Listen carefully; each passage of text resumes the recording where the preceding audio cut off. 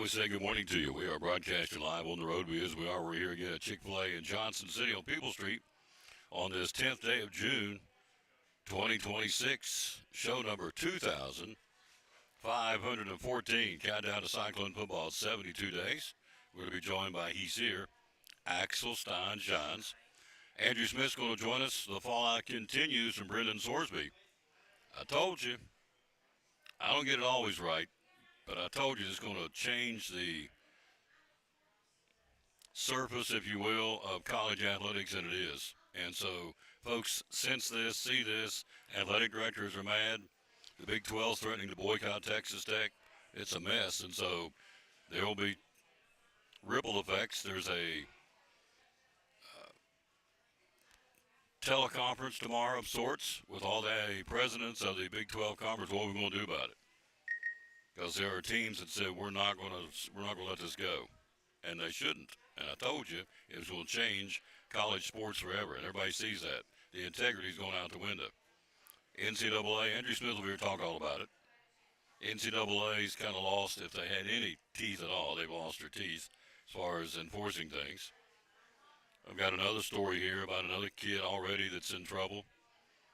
A basketball team, Alabama State, got caught fixing games. What are we going to do to them now? Well, Mr. Sorsby's template has kind of set the tone. We'll talk about that. Coach Jason Jarrett, head football coach, Happy Valley Warriors will be along. Talk about his football team. Going through some spring practices and spring drills, now summer workouts. He'll be along. Then we got Jeff Birchfield to join us. Jeff will be talking the obvious NASCAR. Moving on to Pocono after the race win last week by Denny Hamlin at Michigan, so they're going to move into Pocono, Long Pond, Pennsylvania for the weekend. The O'Reilly Series and the Cup Series.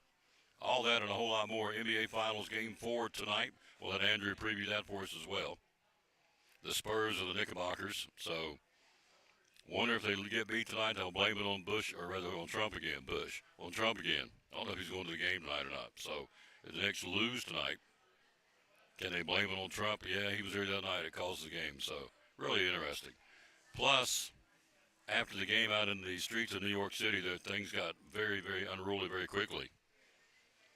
Reading where Knicks fans, I don't know whether the Spurs fans are running their mouth. I'm going to guess they were. Can't imagine just walking your car with a Spurs uniform on, somebody jumps you. I'm guessing, I wasn't there obviously, that somebody ran their mouth. Anyway, they pummeled and beat up and assaulted Spurs fans to the point they ripped their jerseys off, the Spurs jerseys off the fans' bodies in New York City on the streets after the game. A lot of people, not really a lot of people, but one's too many. So I'm thinking, where are we going? What are we doing? Why have we got to this point that we can't go to a ball game? And again, I'm going to guess alcohol was involved. Don't know that. I'm going to guess that there was some that were not happy the Knicks got beat. They were mad Trump was there, and so if the Spurs popped off going to their cars or whatever, however their mode of transportation is to get back home, where they're walking or riding or whatever, I'm going to guess it was both teams or both sides were guilty. I can't imagine Spur fans just walking out of there without being a little bit arrogant, pompous because they won.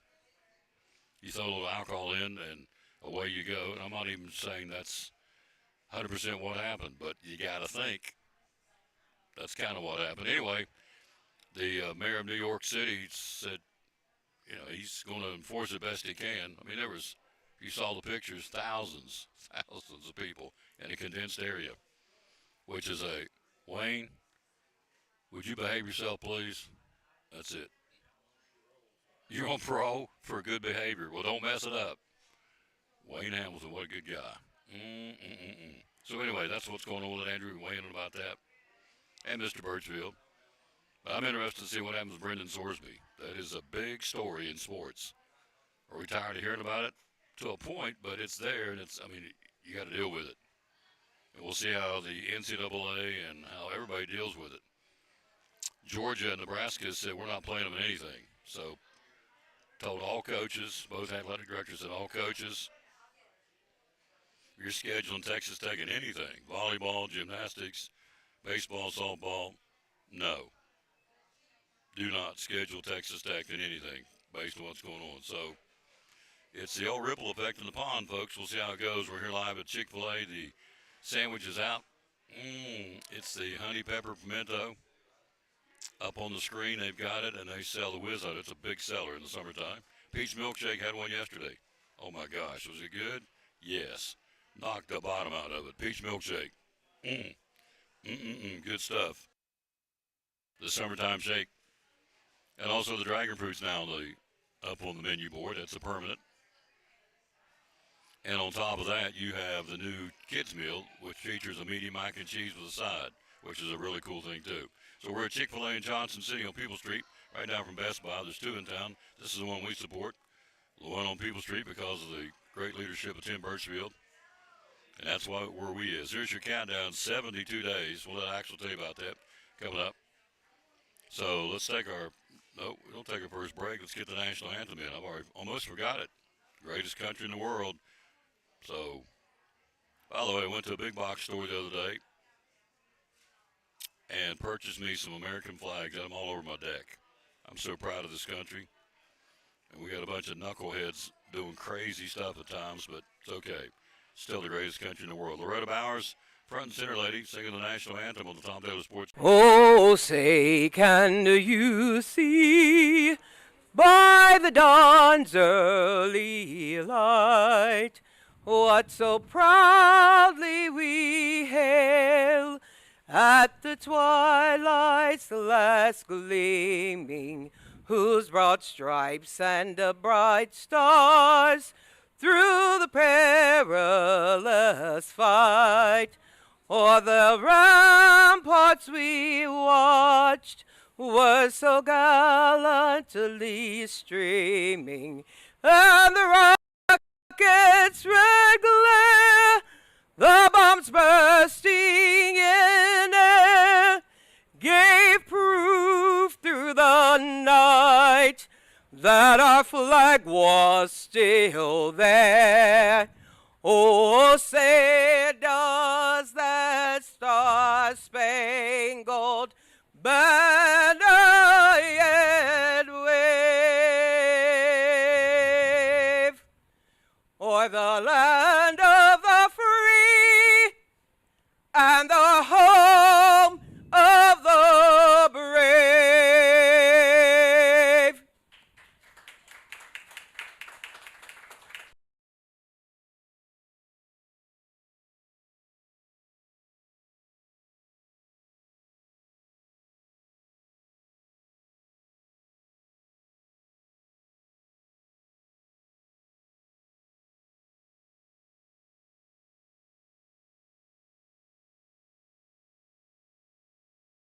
Hi, I'm Heather, and a little thing I love about the Chick-fil-A chicken sandwich is getting the perfect bite. It's probably not the first bite, it's the second or the third, with the juicy chicken and the delicious pickle. The bite with the pickle is it. I mean, that is like the magic combination. Back in the Tom Taylor Sports Show, let's weigh in on this a little bit. So, we came out of the story yesterday. We know the story. Brendan Sorsby can play. Now, the commissioner of the Big 12 has to figure out what he's going to do next. The Red Raiders, they've got to pull the support. They got to say, I don't care what they said. I don't care what the judge said. We got to say no to this whole situation. I'm telling you, it's blowing up by the day. So he bet on the game dozens of times. He said that. He bet on and we've been down this road. He bet on the team when he was playing for the team. You can't do that. Yormark, the commissioner, will consider his options after speaking to the league's presidents tomorrow. So the outrage among coaches, athletic directors, and presidents is practically universal. Here it is. Integrity is paramount to college athletics. And if Texas Tech and the Big 12 turn a blind eye to moral obligation, which is exactly what it is, the guy bet on the games. We've been down this road 100 times. So Muck will go down 101, but he bet on games. Now, let's throw some added wrinkles into what's going on right now. The Big 10 and the SEC are exploring spinning off on their own. They talked about this in May. What happens if the Big 10 raises the revenue sharing cap? This is a biggie right here. What if the Big 10 raises the revenue sharing cap within the House settlement? Remember that billions of dollars settlement? the gap between the Big Ten and the Big 12, already more than $40 million in average revenue, would become insurmountable. Big 12 couldn't keep up. So the Big Ten could just say, you know what, we're going to distance ourselves financially from all these other schools, and the Big 12 couldn't compete. If the Big 12 opts to ignore the rules of the NCAA, what would stop the other conferences from saying, you know, we're not playing, and we're gonna, in essence, not abolish. We're going to walk away from the Big 12. We're not going to be a part of it. Hello, Becky Muncie. How you doing, lady? Got a hug from her graduation a couple of weeks back. So how would the Big 12 and the ACC survive if the Big 10 and SEC moved to conference-only football schedules? Here's another one. No more Big 12 versus SEC Big 10 games. All of a sudden, the money dries up. All because a coach didn't do what he's supposed to. I mean, a school didn't do what they should have done and said no. The media packages where the money's coming would dry up. You want a 2014 playoff? Why would the Big Ten need it if it and the SEC sent 12 teams to the postseason on their own terms? Because they control. They could easily say, hello, Jeremy, how you doing, buddy? They could easily say, Big 12, we're going to cut you out of the action. They can't do that. Oh, yes, they can, because the SEC and the Big Ten drive the playoff bus. Absolutely. They drive college football bus. If the Big Ten and the SEC says, Big 12, you got to do away with Brendan Sorsby. Look, I have no qualms with this kid. I'm not after the kid, but I am after what's right. And he happens to be the one that did wrong. So, Lord died for him too. So, there's a lot of ripple effects. Andrew will be here in a few minutes to weigh in on it and see what he thinks. But there's a lot of variables/options and ways to go here for going forward. They're going to have to do something. But you got schools coming out and saying, inside the Big 12 now, not just Georgia, Nebraska. Georgia, SEC, Nebraska, Big Ten, they both said we're not going to play them. Now you got schools last night with some rumblings inside the Big 12, we're not going to play Texas Tech because of Brendan Sorsby. So I told you to remember this guy's name, Lee Curry. I think that's his name, wasn't it? Lee Curry, the judge. I know it's Curry. Never did get it right. I want to say Lee Curry. But anyway, this guy will forever have changed college sports. It's a name you'll always remember, unless they reverse it and do something like they should do and say, over and above what he said, we're not going to do it. So we're not going to honor it. And, Brendan, you can't play. You need to go into the NFL with a supplemental draft later this month. That's what should happen. And we'll see if it does happen. All right, Stanley Cup last night. Carolina Hurricanes off the mat, winning 5-3 over Vegas, tied up at 2. Hurricanes captain Jordan Stahl willed his team to victory. Now they have the home ice advantage back to Raleigh, home to the Canes. They'll go at it again, Friday night, is that right? Game 5, they're tied at 2 now. So 37-year-old Stahl scored a pair of goals, including the game-winning tally in the third period. He's up to 5 goals now in the Stanley Cup Finals. So the Carolina Hurricanes win it yesterday, or last night. Game 5 is tomorrow night, I should say. My apology. Tomorrow night in Raleigh, the winner of that game will be within one victory of the Stanley Cup. So the Hurricanes are back in action. It's a brand-new ball game. They've tied it at 2. They have home ice advantage. Game 5 tomorrow night, as we said, in Raleigh. So there you go. All right, we got Andrew Smith coming up here at the bottom of the hour. We're going to find out what he thinks about Brendan Sorsby, where we get his take on the Game 4 of the NBA Finals tonight, the Spurs and the Knickerbockers in New York. If the Knicks lose tonight, they could blame Trump. Are you kidding me? I can't believe the mentality of people. Not everybody. But some people had the audacity and the stupidity, quite frankly, to blame the loss of that game on a president sitting in the stands because of all the security and hoopla and all that. And I'm thinking, you just need to bite the bullet and say, for one night, look, I'm a Spurs guy, but I sat right here and said, if they don't win this game, they're going to get swept. So they won the game. I'm a Spurs guy. I'll tell you that right up front. Always have been. Spurs and the Celtics, till Bird retired, then I lost interest in the Celtics. But I like the Spurs. George Gervin, and go down the list. David Robinson. Tim Duncan, Tony Parker, Ginobili, the whole crew. Now you got the Spurs and Wemby. So I'm a Spurs guy, but I said this. They got to win, and they did.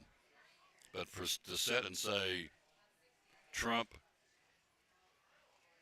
causes the game, it'd be like me going to the game. And I'm a nobody. But I go to the game, and they say, oh, Tom Taylor's in the stands. If he hadn't been there, we'd won the game. How stupid does that sound? Well, it's pretty dumb, really. But anyway, it's not game 4. Andrew will preview that. Hello, Derek Nave. How you doing, sir? He'll be along here in just a few minutes. Our first guest, well, as we get him when we can, Axel Stein shines. He'll be here in just a second. He's here. Is he eating? He is. He's got his mouth full of food. He is, they say back home, grubbing out. We're here live at Chick-fil-A in Johnson City on People Street. Come by and have lunch with us. This place rocks. And so the peach milkshakes are in. The honey pepper pimento is in. The dragon fruit drink is in. Say in the store and on the menu. And you know what I've been watching a lot of? There's a lot of people coming in buying bags of ice. You get the same pelletized ice you get when you get it in your cup. You can buy it by the bag here. It's less than $3 a bag, and it's a 5-pound bag. It's good. It's a good deal. I buy them every 2 or 3 months. Take them home, use them. Instead of getting ice trays, I use the cubed ice out of the bag from Chick-fil-A because it's really good. All right, quick break. Axel's with us right after this break. We're live here at Chick-fil-A in Johnson City on show number 2,514 of the Tom Taylor Sports Show. We'll be right back after this from our buddy Tammy Troutman and the folks at the Eagle Center. The Eagle Center, downtown Elizabethton, great antique store. Why come shop at the Eagle Center? We just have so many unique things that tell a story, that add character to your home and conversation, and there's something new to look at every single day. Every time you come in, you won't see the same thing twice, and it's just a good place to shop for those unique gifts. What's the saying you always use, the cliche? Things tell a story when people no longer can. That's it. We have a building full of things that are just dying to tell stories. Absolutely. 2 floors, over 50 vendors. Hours are open. We're open 10 to 5, Monday through Saturday. Closed on Sundays for the Lord's Day. That's right. And you have gift cards too, right? We have gift cards available. Yep. The Eagle Center, downtown Elizabeth, one of our great sponsors here on the Tom Taylor Sports Show and Cyclone Sports. Be loyal, buy local, and shop at the Eagle Center in downtown Elizabethton. Thank you, Tom. We're back. We're ready to go. Andrew Lewis, Northeast Community Credit Union. Readers are winners. Year number 2. We're jacked up to do it again this year. We're so excited. Yep, we are excited. And so it's a chance for these kids at Eastside Elementary, Westside Elementary, and Harold McCormick Elementary win some cool prizes for reading. What's going on? The first 9 weeks, we're going to be giving out those cool water bottles. Mm-hmm. Second 9 weeks, T-shirts. T-shirts with a new design. Absolutely. New color, all that fun stuff. Mm-hmm. The third 9 weeks, we're going to have a sweet new sticker. We'll get more into that later. Yeah. It's awesome. Yeah.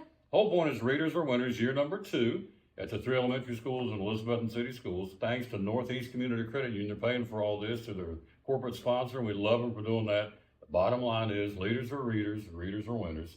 Year number 2, getting ready to get started up soon, like right now, right away, for all these youngsters, again, at Harold McCormick, Westside and Eastside Elementary. Big thanks to the Northeast Community Credit Union for partnering with us to do Readers Are Winners in Elizabethton City Schools.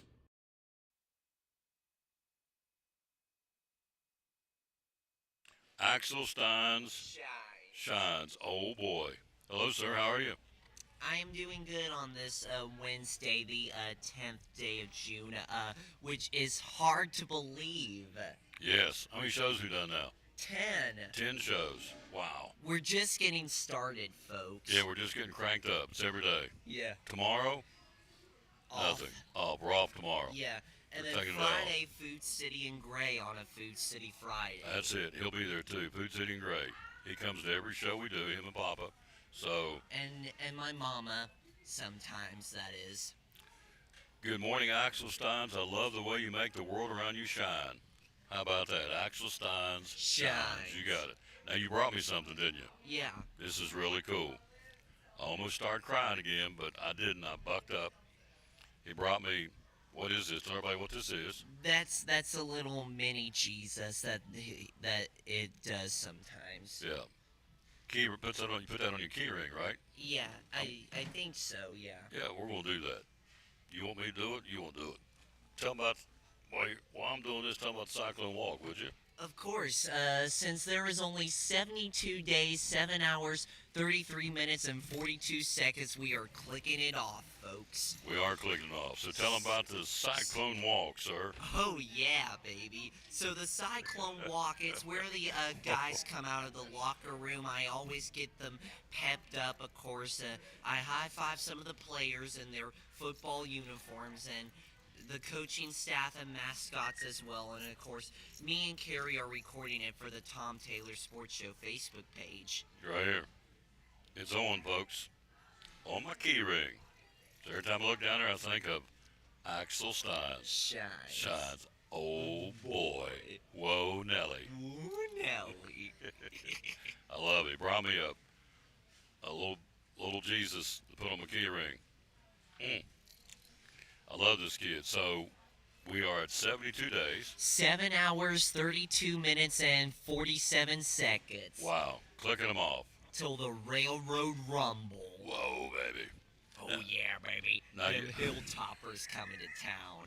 Do that again. I like it. Oh, baby. Oh, yeah, baby. Robert, what have we done? We've created a monster. What have we done over here?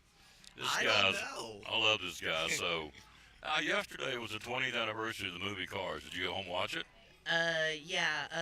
The channel Freeform aired a marathon to celebrate. Whoa. Yeah, all 3 movies. All 3 Cars movies? Yeah. Did you watch all 3? Some of them? Some of them, yeah. Off and on? Yeah. So, if you missed it yesterday, hello, Grady Goulds. How you doing? Andrew Smith joins us here in a few minutes talking college football and the NBA Finals. Oh, yeah, go Big Orange with my Tennessee Vols. Tennessee Balls. Oh, boy. And Josh Heupel in his 6th season as Tennessee head coach. We got our matching hats on today, too. Yep. So, who's your favorite person in the movie? Lightning McQueen? Yeah. Yeah. Ka-chow. Good job. That's good. So, yes, if you missed it yesterday, he informed us that it was the 20th anniversary of the, what's the Disney movie? Disney Pixar Cars. Pixar. Yeah, Pixar. It's a form of cartoons, and it's kind of changed the way we see cartoons. Do you remember, does your dad ever watch Bugs Bunny, Roadrunner, any of that? You ever watch those a little bit? He says yes. Wile E. Coyote, He says yes. the Roadrunner, Mimi. Oh, yeah, that's good stuff. So, but ain't nothing like Lightning McQueen going, chow, Ka-chow. ka-chow, ka-chow, there you go. So, Number 95 himself. number 95, Lightning McQueen, Cars. I'll have to be honest, I've never sat and watched the whole movie. I watched parts of it. It's a good movie. Yeah, it's a good one. What's your favorite? The first one, the second one, or the third one? Like, all of them. Oh. Silly me. All of them. He likes them all. That's good. So, anyway, that was yesterday. So, Cyclone Walk is in 72 days. 7 hours, 30 minutes, and 38 seconds now until them Hilltoppers. Hilltoppers are coming. Yeah, so our home games, as you possibly heard this year, is Science Hill. We start, of course, with that on August 21st. Tennessee High 2nd, Volunteer, Cherokee, Granger, and Greenville. Absolutely. That's your Eddie- homes, your road Eddie games. Pless doing the home games with you. Yes. Coach Pless, our chairman of our school board, who former coach and a great guy. Yeah, We love Eddie Pless. He's our home guy. Our road guys who? RV. Richard Van Huss. our director of schools. Oh boy. 4 Doing- road games. Doing Westridge, at Northview, at East, of course, the former home of Lingerfield, but now he transferred to be a Cyclone, which that makes me so happy. He's now a Cyclone. Yeah, and kind of cool that he gets good to go back to his former place. Exactly. Yeah, and then we go to Seymour. Go to Seymour. That's our last one, the road game. We played 4 on the road and 6 at home this year. Yep. And we're excited. So we get to do Cyclone Walk 6 times with Axel Stein. Stein shines. Absolutely. So that's good. So off tomorrow, Yep. back Friday at Food City and Gray. Yeah, on a Food City Friday. I think we're going to feed you and your dad in the deli on Friday. What's your dad like in that deli? Likes that meatloaf? Robert, what do you like in the deli at Food City? Well, yeah, we're going to feed you kids since you're coming out there Friday. So, All right. what do you like in the deli at Food City? I have tried their chicken and fries before. They are so good. They're good. All right. So, Yeah, I haven't done the deli at Gray in a while, so we're been almost a year. we're doing it Friday. Yeah, We're going to feed you. we will. Yeah, I'm going to feed you and your dad because y'all are gracious enough to come out and hang out with me Friday at Food City in Gray. Yeah. Axel Stein Shines. Shines. Show them one more time, and I'm going to show you what, again, if you missed it, just tuning in. The young man got me a Jesus to put on my key ring.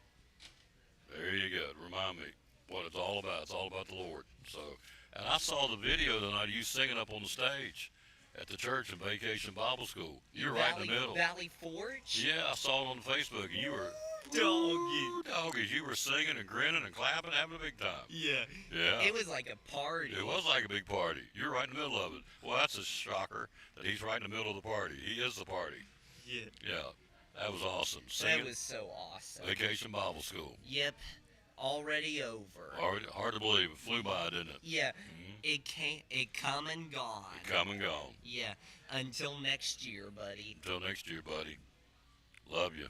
Love you. Pals, Forever and ever. I love this guy. Thank you for the little Jesus You're key welcome. ring.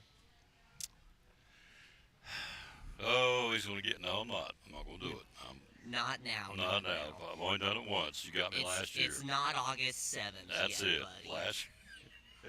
That's right. Last year he made me cry on the air. I'm not going to let that happen, at least not today. Maybe later, but not today. All right, quick break. Andrew Smith next. We're going to find out what he thinks about Brendan Sorsby. NBA Finals, Game 4 tonight. We got lots to talk about. He joins us next on the Tom Dillon Sports Show. Axel Stein Shines, baby. Talking to Mike Barnett, the owner of Big John's Closeouts. Proud sponsor of the Tom Dillon Sports Show and Cyclone Sports. Why buy here from the local guy versus the big box chain stores?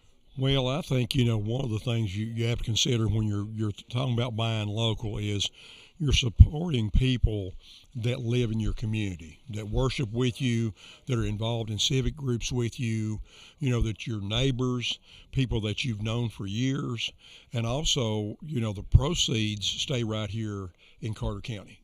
They go to not only pay the taxes here and stuff, which any business that exists here does, but it supports athletic programs, it supports nonprofits, it supports needs within the community, maybe where you've got a veteran that has a need or something that we can help offset the cost through discounts or donations, and stuff. Then we get hit with that quite a bit, as far as that nature. So we're able to help the community as well as encourage our young people, both from small all the way up through high school, with banners, sponsoring their sports teams and stuff of that nature.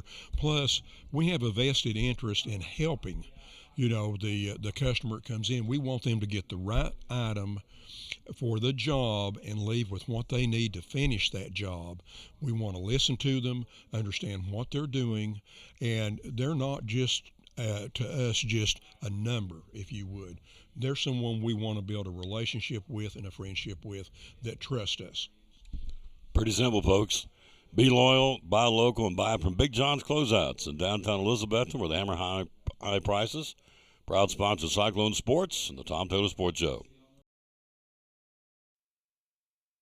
Back in the Tom Taylor Sports Show. Thanks for being with us. We are live here at Chick-fil-A in Johnson City on People Street, right now from Best Buy, home of the. You like peach milkshake? You like it? It's solid. Oh, it's solid. Yeah, It's solid. it is solid. So I solid one yesterday on the way to Bristol. Oh man, knocked the bottom out of it. Loved it. Got them big chunks of peach stuck in my straw. Didn't care. Good stuff. Also, the honey pepper pimento sandwich now on the sandwich board. The dragon fruit's now on the sandwich board, or on the menu board rather. And you also have the new kids meal. They now have included a medium mac and cheese, along with another side on the kids meal. So that's where we are. If you haven't had lunch, come by and see us. We'd love to see you and break bread with us. We think it'd be a great thing to do. Let me fix this right there. There we go. Make sure my sign don't flop over. All right, Brendan Sorsby. Talked about this last week. He said when the ruling comes down, I sat and told you what was going to happen, and it did.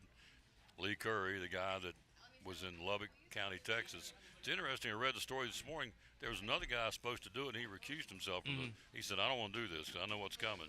He backed out, so he went and got this guy. He was a retired judge, and so he rules in favor of Brendan Sorsby. Total fallout all over the place. Georgia says we're not going to play him. Nebraska says we're not going to play him. Late yesterday, the Big 12 said, inside the Big 12 said, some of the schools said, we may not play him either because of what's going on. So it has become the old drop the rock in the pond and it ripples. What do you think about all this, sir? Yeah, with the ruling itself, I'm disappointed but not necessarily shocked. Somehow in all of these, I saw someone else make this comment, so I'm stealing from them. I wish I could remember who said it because I'd like to give them credit, but I can't remember where I originally saw it. But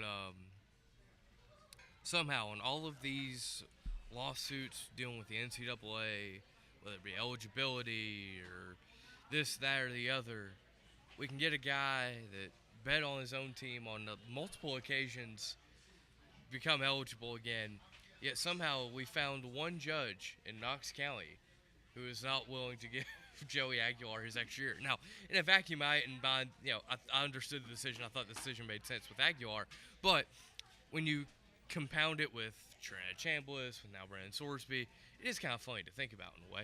But yeah, a little bit disappointed with the ruling. That's the one rule they sell you. You cannot. We just can't do it. You can't bet on your own team. It's an untouchable rule. You can't do it. And guess what? There are no repercussions for it. Mm-hmm. At least as of now. I know the NCAA is trying to appeal and go to appellate court and all that fun stuff. I don't know how long that process takes. It might take a while. So his repercussion is missing 2 games against Abilene Christian, Oregon and State. Oregon State. It's frustrating, right? I hope the kid has all the help he needs and continue to get all the help he needs, but there needs to be real repercussions for that level of action, right? And to me, a 2-game suspension doesn't suffice. It's a joke. That's what it is. So frustrated. I understand where other schools are coming from, trying to say, hey, if they are going to let this guy be eligible, I don't want them on our schedule. No. I get that. Yeah. I 100% get that. So it's opened up a whole can of worms that I don't know if the judge just straight up didn't see coming when he made this decision, or he didn't care that they were coming. Yeah. So Or you got paid enough money to do it. I don't know. We'll never know that. And that's No. an accusation that I can't back up. But my thing is, as I've said all along, and I'm right, it's going to completely tarnish and just the integrity of college athletics going out the window. Because what happens now is we catch you gambling. All right? You're playing for XYZ, or you're playing for Tennessee. You cover them for the paper. So we catch you gambling. We're going to kick you out and suspend you. Go, no, you can't. No. And so anybody from here on out can go back and use Sorsby versus NCAA as a case and say, no, we can't. You're not going to do that to me because this guy did it. I did it once or twice. This guy did it thousands of times, over 40 times with his own team, and you let him off. I did it twice. You're not going to let me? No. So yeah, it's just horrible legal precedents. Oh, there's no guardrails now, in my opinion. It is truly the wild, wild west because anybody does anything now, it's go get an attorney and we're going to get it done because you nailed it. The absolute fundamental rule of anything we've ever heard since I was a kid. Pete Rose got in trouble for it at Major League Baseball, different animal, but still betting. Gambling in college, you don't do it period, you don't do it on your own team. He did both and did it over and over and over. I don't think he's upset because I think he's just got upset because he got caught. I don't think he's upset because he did it. Because it got to the point, Andrew, where he would go and place bets, use his family's names, family members, so he wouldn't get caught. I mean, that's how bad this kid had this addiction. I have no qualms with Brendan Sorsby, and I've said this from day one. But he happens to be the guy that did all this, and so, he is, whether it's Fred Flintstone or Daffy Duck, pick whoever it is. Whoever did it, did it. Yeah. So. And you mentioned obviously Pete Rose. Even before that, for over 100 years we've had the Chicago Black Sox scandal, right? Of the throwing a World Series, right? Mm-hmm. This has been passed on from generation to generation. Of hey, we don't condone sports betting. We definitely don't do it on your own sport and your own games. But here we are, and it's Sort frustrating. Where do we go from here? I don't. That's a great question. I don't have the answer. No. I truly have no idea where we go next. It just, it feels like each little thing over the past 4, 6 years, however long really, has just kind of slowly ate away at maybe the integrity of college athletics or just the fabric of things that we love about the sport of college football or college athletics. And it now kind of exists in this uncanny valley where, yes, we still see Tennessee and Alabama and Auburn and Ohio State, but it just doesn't seem like what it represents what it once did. These athletes don't represent what they once did.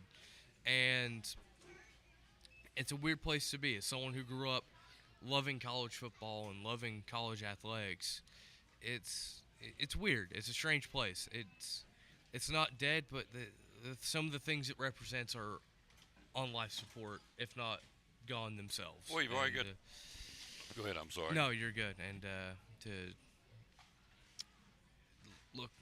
look what they've done to my boy, the cut knows college athletics. Well, you're right on all points, but the integrity of the sport for me, I mean, it's not going. If they let this guy play, me doing this show every day, I mean, it's just going to change because, for me, I mean, I'm still going to do it. I'm just going to call what I need to call. But as far as me being excited about college athletics, no.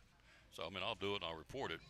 But you think I'm going to go plunk? I mean, you got the transfer portal, you got the NIL going on now. We know about all that. Now we got Alabama State. You got 4 guys got caught in yesterday's story. I think it's over in the chair. I was going to read about it. They got caught, fixing the games. What are you going to do with them now? So, do you strip them of the wins? Do you award the teams they fixed on, go back and give them the W's? So there's another can of worms. So it's over and over and over. So, and I thought this morning driving over here, the situation with the guy from Alabama that played pro ball and came back. Yeah. Well, that's like nothing now. That's like all of a sudden Charles Bediako doesn't feel as big a deal when we have the literal integrity of the sport and the outcomes of them now in question because of what's happened to Alabama State or Brennan Sorsby or these instances. All of a sudden worrying about eligibility and who can play and who can't.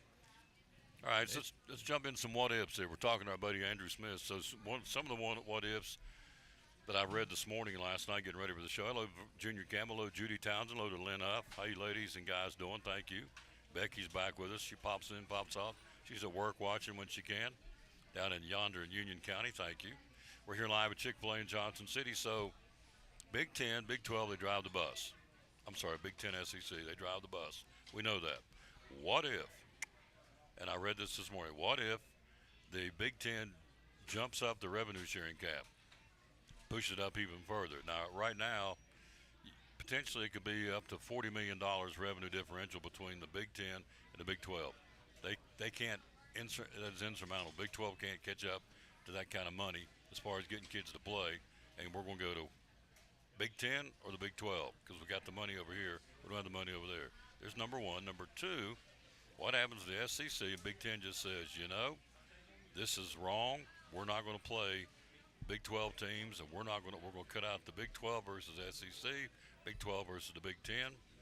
Big money games for these schools because they're playing the big boys. So suddenly the Big 12 loses this money. Or what if both those two conferences come back and say, we're not playing Texas Tech in football or anything? Then what happens? Well, you think that would happen? It's a possibility. So you have 3 scenarios. What do you think is going to happen? Give me your take on it.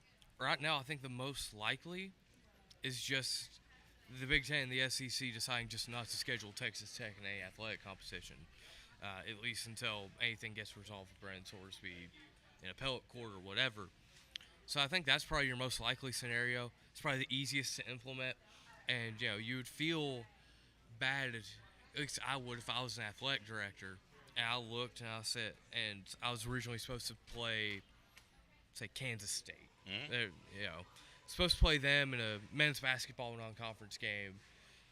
I would not feel right saying, no, we're not going to keep you on the schedule because of what an appellate or what a judge in Lubbock County, Texas did for a football player in your conference.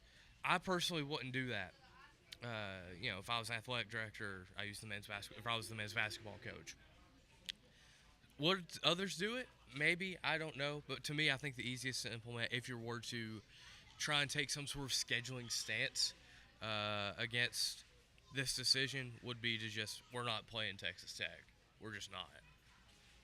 That'd get their attention real quick, because you know what will happen? That money will dry up, and all of a sudden, it's a ripple effect. So we'll see. Again, the next step will be a presidential teleconference tomorrow, meeting with all the presidents of the Big 12 to see what they're going to do. And of course, the other part of this puzzle is, if you remember correctly, last week the president of Texas Tech went out on the limb and said, we got to let this kid play. So now he's got his hand in the kitty in the cookie jar too, or his hand in the sling, whatever you want to look at. And so that's another added twist to the president put himself out there. When he did it, I thought, surely you got more to do than run your school than to worry about a quarterback. And I get all the ramifications and the money, and they think this guy's the quarterback. They got a chance to win it all now, the national championship. And so, but anyway, the president stuck his nose in there and said, we're going to support this decision. We want him to play. So we'll see how that rolls, because tomorrow there's going to be that teleconference with all the presidents of the Big 12 to decide what's the next step, if any. But I don't think this is going to go away, and it shouldn't, and I hope it doesn't, but we'll see what happens. We're here live again at Chick-fil-A. Switching gears, Game 4 of the NBA Finals tonight. The Knicks and the Spurs in Madison Square Garden. The Knicks lost the night before last because Trump was there. Makes perfect sense to me. So they blamed it on the fact that Trump was in the stands. So I blame it that Wemby woke up and played pretty good. Well, the whole team played better. So Game 4, your take on the finals, your take on the game tonight. Yeah, no, I thought in Game 3 the biggest thing was that the Spurs came out with a massive sense of urgency, and you saw it renewed in every quarter. If you look back, each of the 4 quarters, the Knicks started a little slow, or you could credit that to the Spurs being starting better, and the Knicks dug themselves in a little hole, and it was tougher and tougher for them to get out of, and ultimately resulted in a loss. Tonight, I'm looking at Karl Anthony Towns. I think he's been the North Star, if you were to so to say, of this series, right? As Karl Anthony Towns goes, the Knicks have went. They took the first 2 games as Cat had really good games in San Antonio. There Monday night, Cat struggled a little bit, credit to the Spurs defense, but as he struggled, the Knicks lost. So to me, I'm looking at Karl Anthony Towns both into the floor, primarily on offense. Can he rebound? Can he have a bit of a stronger game than he did on Monday? Because it can't just be Jalen Brunson. It's nice to have contributions from guys like OG Anunoby, but I'm looking at Karl Anthony Towns. I don't get it right very often, but who sat here last week and told you the key to the NBA Finals is Karl Anthony Towns? Thank you. How did I get that right? Every now and then a hog about an acorn, as they say. So, but I just watched it and looked and I thought, this guy's going to be the key, good or bad, for the Knicks to win it. And Andrew's right, and I'm right. We'll see how it goes tonight. So how did he play? Grade him on Game 3, A, B, C, or D. How did Towns play? Pardon what now? What was his grade if you graded him out? Game 3, I would say A, B, C, or D. I'd give him like a C, C+. Wasn't a horrible game, but it definitely wasn't quite Game 1, Game 2. I think he needs to play it at least probably a B+ level for the Knicks to win. Not, if you can get anything more, if you can get, an A+ type game, great. But I think at minimum it has to be B, B+. They're going back to San Antonio Saturday. Who wins the game tonight? Tonight, I like the Knicks. I think they'll take a commanding 3-1 lead in this series. I think that the Spurs will be facing elimination when they go back to San Antonio. Spurs win tonight. I hope. It's my team. Trump, is he going to be there tonight? He will not be. So they can't blame it on Trump tonight to get beat. So, and if the Spurs get beat, they can say we got beat because Trump wasn't there. It's like we need Trump to San Antonio Saturday. That's it. We got beat because Trump wasn't there. Is that not the dumbest thing? Are you kidding me? People are superstitious. No, people are dumb. They may be superstitious. They're dumb. To blame it on anybody in the stands? Are you kidding me? So that's, sometimes you just got to say, the old boys over there are better than we are. Tonight, they were the better team. And we may play you 10 times and beat you 9, but tonight was the one time. So forget Trump. Whoever's in the stands tonight, the Spurs were better. They may come out tonight, lay an egg, Knicks blow them off the floor. But to blame it on Donald Trump, are you kidding me? So anyway, we're getting ready to interview Coach Jarrett. You did a story on him for the spring report? Yes, sir. Yes, sir. I was at their 7-on-7 with Crockett and Chucky Doak yesterday. In today's paper, had our David Crockett spring report, and coming out later this afternoon in tomorrow's paper will be Happy Valley spring report. Yeah. So get to hear from Coach Jarrett here in a minute, and also some written accounts later today as well. In the Johnson City Press Kingsport Johnson City Times. Press, yes, sir. You got it. You hungry? Yes, sir. All right, go get. He says yes, sir. Appreciate a man telling the truth. Go get him some lunch. We'll take a break. We'll be right back. Coach Jarrett next on the Tom Daly Sports Show, head coach of the Happy Valley Warriors.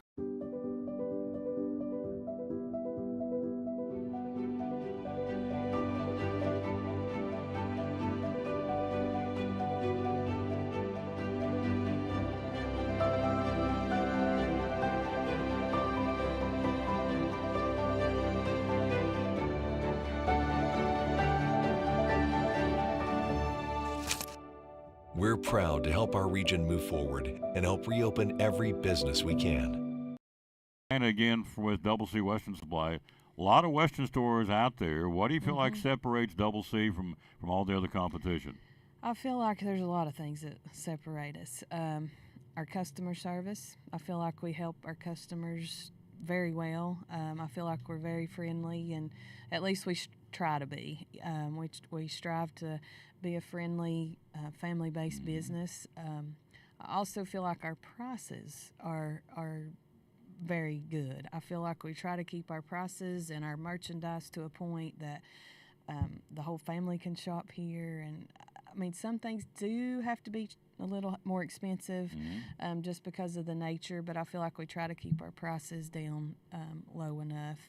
And just we're always just striving to get the next newest merchandise, the best merchandise that we can for them, and just we just try our best to do the best we can all the time. So I feel like, mainly that our customer service and our prices kind of differentiate us.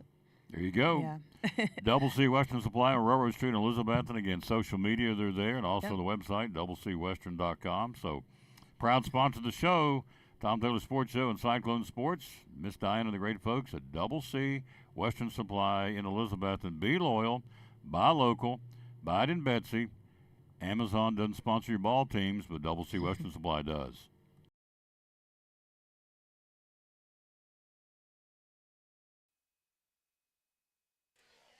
Absolutely. Back with the Tom Taylor Sports Show. Here we are live. We're at Chick-fil-A, home of the peach milkshake. That's on the menu board now for the summer. And the honey pepper pimento sandwich.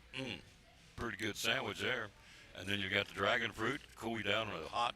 The good old East Tennessee humidity's kicked in. It's here. It's summertime.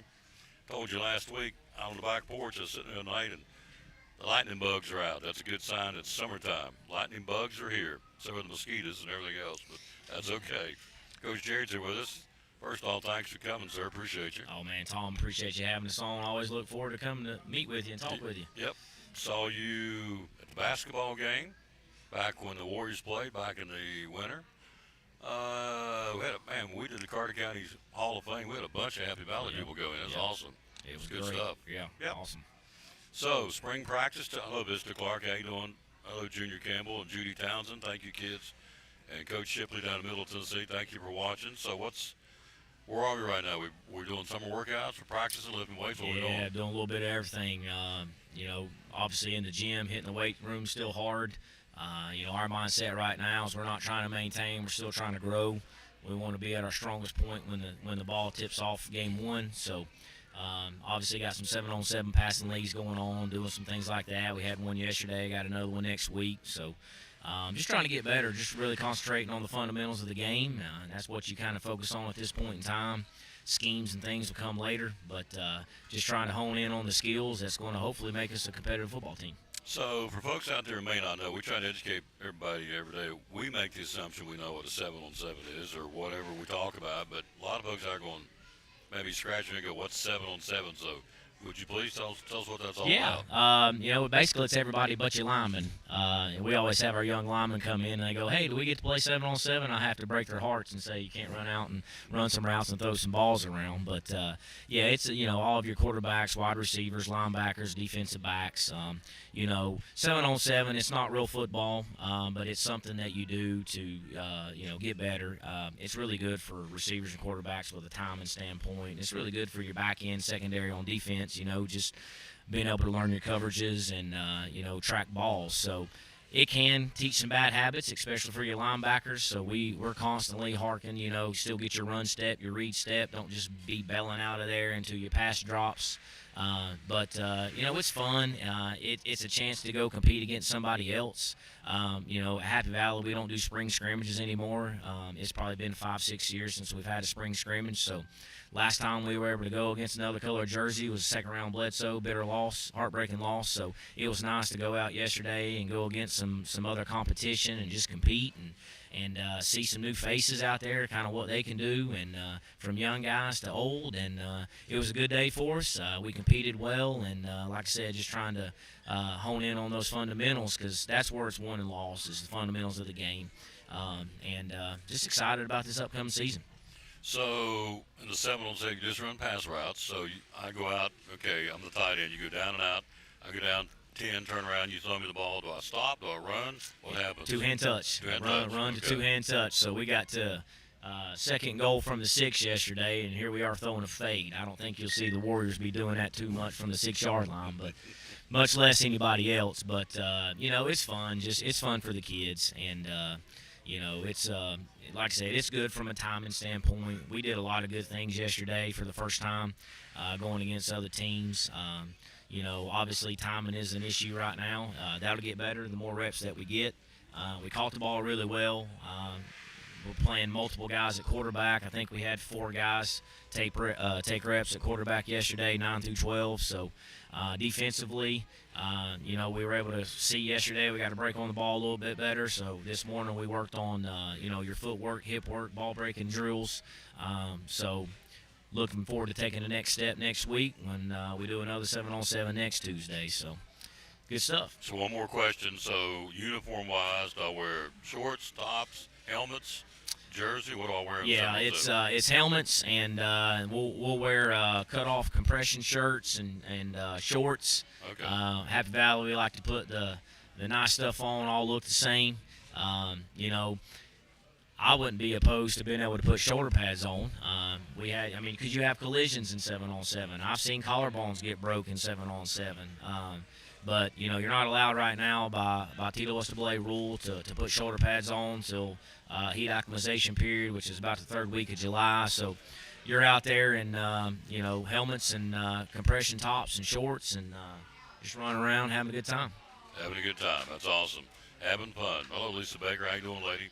Hello, Mr. Clark. We're live here at Chick-fil-A in Johnson City, talking Happy Valley Warrior football. So refresh our memory. Take us back down last year. You had a great year.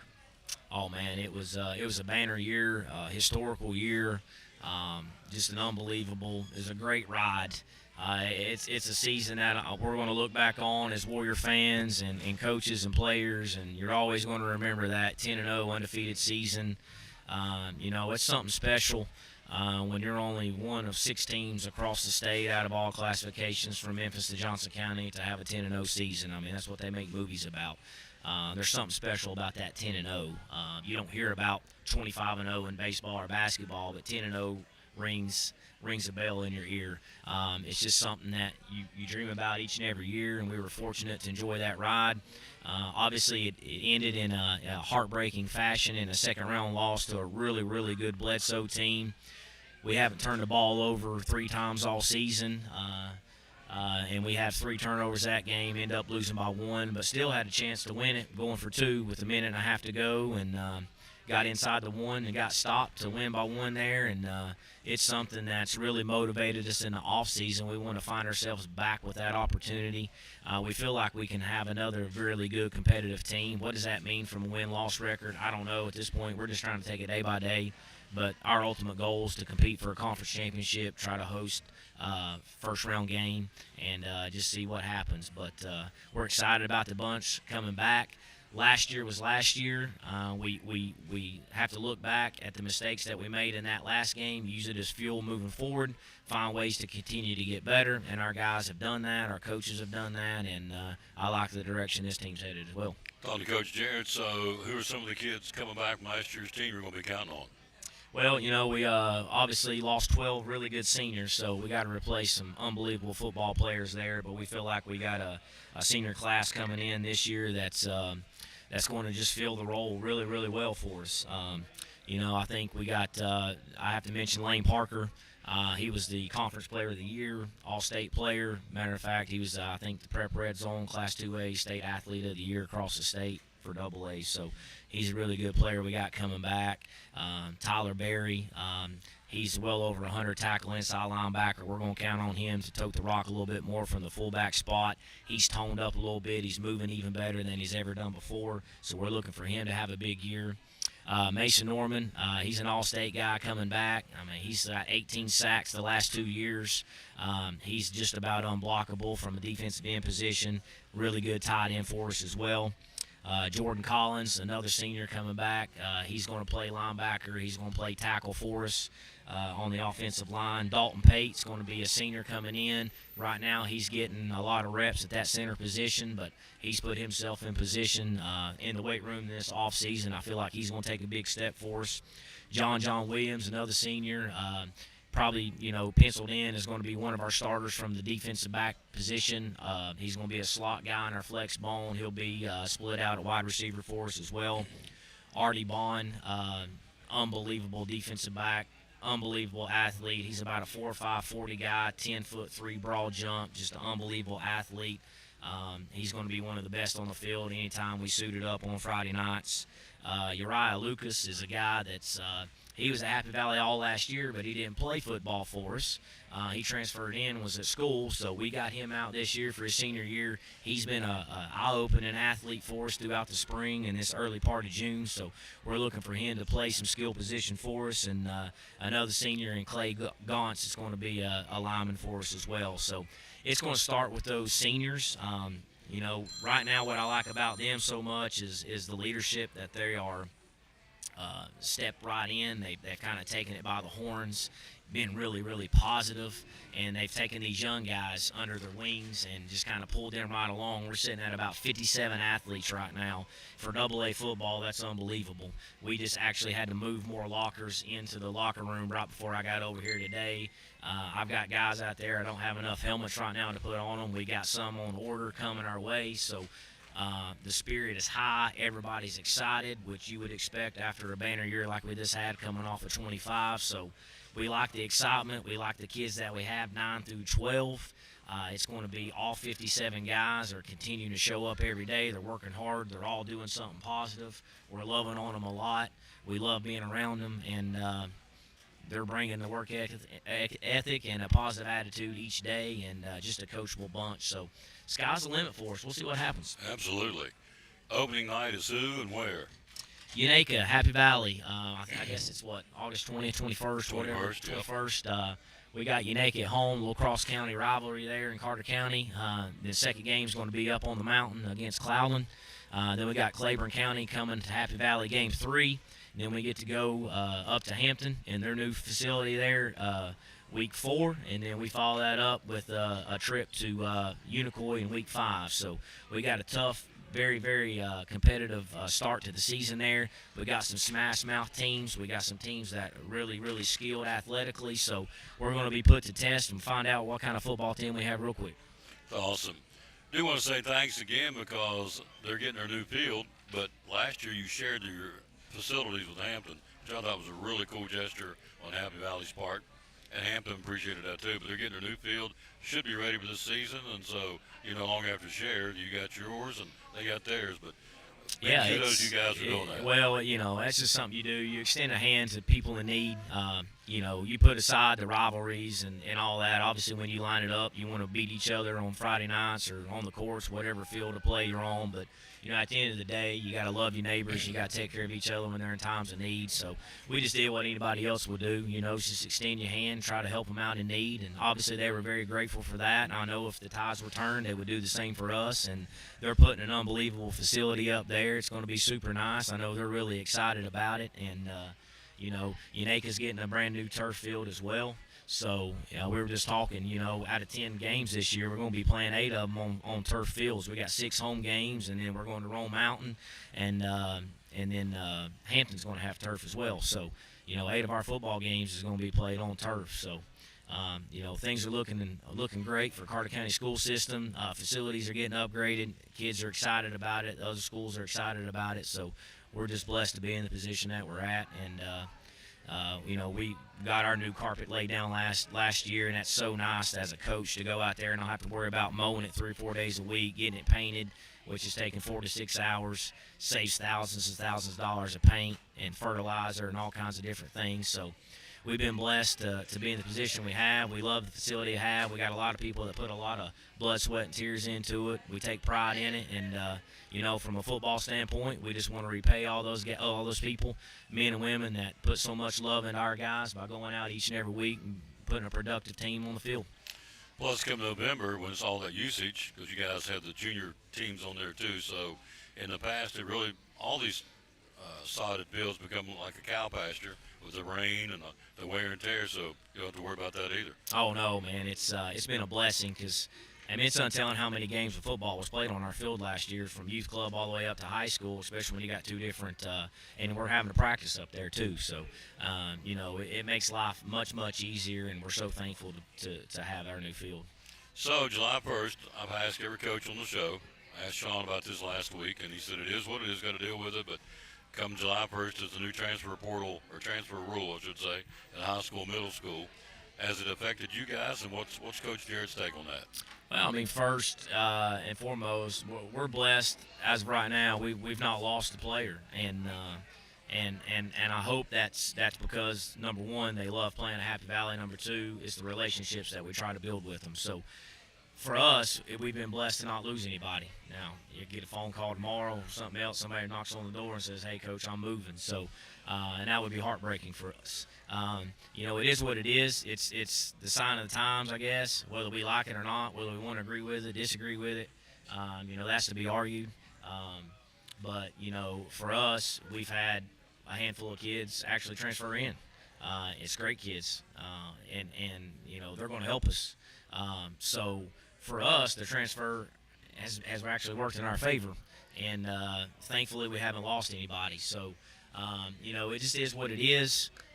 People are moving around all over the place. They're posting social media, you know, announcements of where they're playing next. It's almost like the college game has trickled down to the high school game. You got NIL that's going on at high school. Kids are moving across the state, all kinds of different things. It's a revolving door. But at the end of the day, at Happy Valley, whoever's in our hallways, that's who we're going to play with. That's what we're worried about. And you know, we welcome the guys that we've got in. Like I said, we think they're going to help us. Our kids have welcomed them in. They've just become part of the Warrior family, and that's, you know, we'll roll out with the guys. That's proud to wear the maroon and white, and you know, so it's a different time to coach in for sure. Amen. Most definitely. So I got to ask you before you go. The big story, of course, in the sports world right now is Brendan Sorsby. He got allowed to play after being caught gambling, or not caught. He conceded. He said it did. He gambled over $90,000 on his team when he played at Indiana. Thousands and thousands of bets this guy did. He got caught. We know the whole story. He's allowed to play now. So as a coach, and just as a fan of college football, because you are, what's your take? Where do you see this going? What's your take on it? Well, the whole system, I think, is going to fall down on its face at some point. I don't see that it's going to have much less of an option. I mean, you've got programs that's putting in $30, $40 million of NIL. There's no loyalty to the school logos, to the fans, to the colors anymore. Absolutely. That's what makes high school football, and it has been this way, and I hope the transfer portal now doesn't change it. it's pure. High school football has always been pure. Amen. And it's, I'm afraid, going to trickle down to the high school levels. But when you're dumping in $30-40 million, to rosters, and that's the only way that you're going to win. And then you've got, athletes gambling. I mean, you go back to Pete Rose. How many years ago was he barred from baseball and just couldn't get in because he gambled? And all of a sudden now, you got it going on in your present-day college sports, and they're getting ruled eligible. So whether you agree with the NCAA, like the NCAA, much less like TSSAA here with rules and different things, they are what they are. They are the governing body. If they're going to be the ones to put the rules in, then I just feel like then we've got to follow those rules. If that's the governing body we're going to follow. Sure. And when you've got judges with ties to the state, overruling the NCAA, well, then their hands are tied. So now, who's the boss per se, for lack of better terms? So Great point. I don't know what's going to happen. I think it's going to trickle down. I mean, you got judges from different states ruling eligibility, ineligibility. From how many years of eligibility to now gambling. So it's just they're going to ruin the college game. Obviously I'm a sports fan. Whether it's, NFL or college, I've always been more of a college guy because it's always, to my mind, has been more of a pure game than the NFL. But maybe the NFL's got it figured out and the college game's going the opposite direction now, because at least they've got some rules in place and they can enforce it. And I just don't know who you follow. Do you follow the judges? You follow the ADs? You follow the NCAA? I don't know. It's a mess. It is a mess. And I think it's going to get worse before it ever gets better. I think you're right. Unfortunately, I think you're spot on. Who's the big boy over here? Oh, that's my son. He's actually going to be a freshman for us this year. He's a Oh, yeah. three-sport athlete. Brody Jarrett, great young man. Stand right here. Look at him. Good Right Lord. there. Yeah, he's growing like a big weed. one. Growing like a He's weed. beating Daddy. He tries to size me up every day now. He's a little bit There it is. taller than me. So, in a little wrestling match, could you still take him, Dad? Oh, I told him he's going to outgrow me, but he can't outmean me. That's one thing. That's He one said. thing you can't get. It's easy. Hello, big dog. He was excited to get over here and get him some Chick-fil-A today. He couldn't wait to get out of practice and get over here and get him some chicken sandwich. There you go. What grade you in, son? Freshman. Freshman. I like it. Yep. Baseball player, basketball player, football player. Awesome. So You having a good spring so far?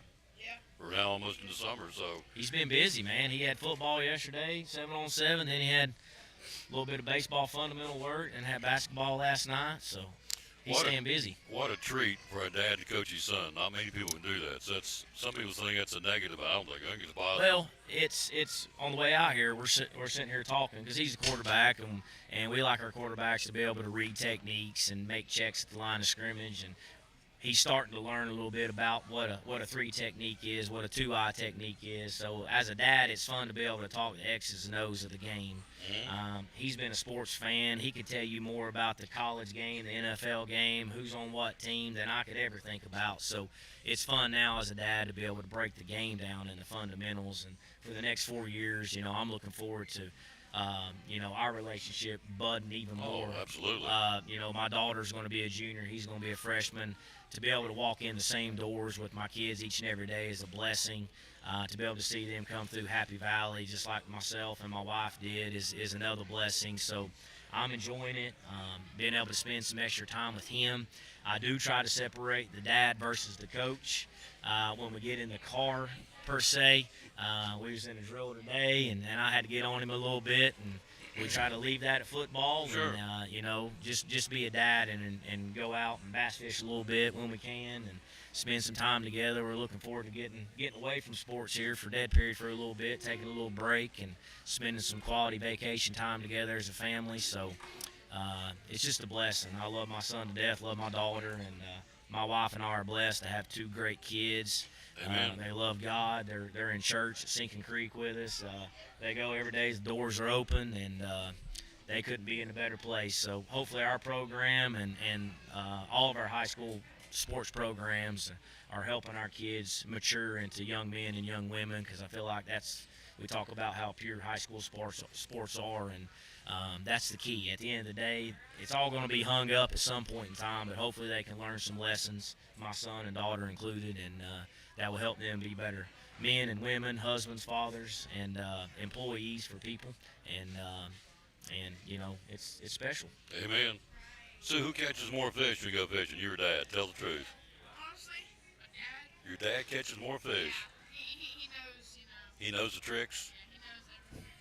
I got to be real careful to share them secrets so much. I got to catch 2 or 3 more, then I'll start sharing my secrets and see if he can catch up to me. Tell everybody your name again. What? Tell everybody your name. Brody Jarrett. Brody Jarrett. Remember that name, folks. Brody Jarrett, the Happy Valley Warriors. Get you some lunch. Thank you for coming. I appreciate you, Tom. Thanks for always. Go Warriors, man. You're awesome. Thank you. Brody, thank you. Take care of your daddy. Keep him in line. I will. Oh. He said he will. I love it. Good stuff. All right, quick break. We'll be right back. We got more for you. Jeff Birchfield joins us coming up talking NASCAR at the bottom of the hour. We'll take a look at Major League Baseball next on show number 2514 of the Tom Dolan Sports Show, live at Chick-fil-A in Johnson City. Hey, it's your girl Mayani. A little thing that I love about the Chick-fil-A Cobb salad is the chicken. Literally, the nuggets, they smack. When you put those nuggets in the salad, it just brings the salad to life. I'll give it a 10 out of 10. Hi, I'm Jasmine. And a little thing I love about the Chick-fil-A market salad is that the chicken is super juicy and the apples can be a little tangy, also a little sweet as well. So there's just a ton of different flavors. It's just so good.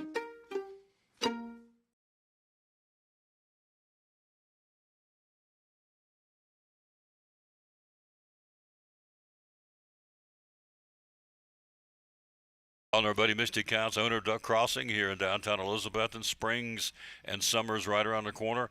Why come shopping at Duck Crossing in downtown Elizabethton? Because we've got everything you could ever dream of. We have 3 floors with over 50 different vendors. We have a great selection. We have more than 75% of our items are vintage, which are 25 years or older. So we are an antique mall, but we specialize in vintage items and things that take care of vintage items, like our cleaning supplies and things like that. We have clothes, we have jewelry, we have a little bit, like I said, of everything. Yep, and you do. Hours are open? We're open through the week, 11 to 5:30, Monday through Friday. Saturdays, we're open 10 to 6. Closed on Sundays. Closed on Sundays. How do we find you on social media? We're on Facebook at Duck Crossing Elizabethton, Instagram at Duck Crossing Antique, and on TikTok.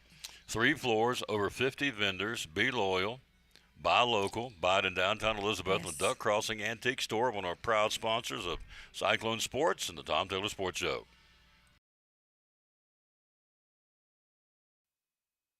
Back in the Tom Taylor Sports Show, Axel said this place is hopping, and it is. No question, but there's room for you. And they move you in, move you out. They don't mess around. They get you.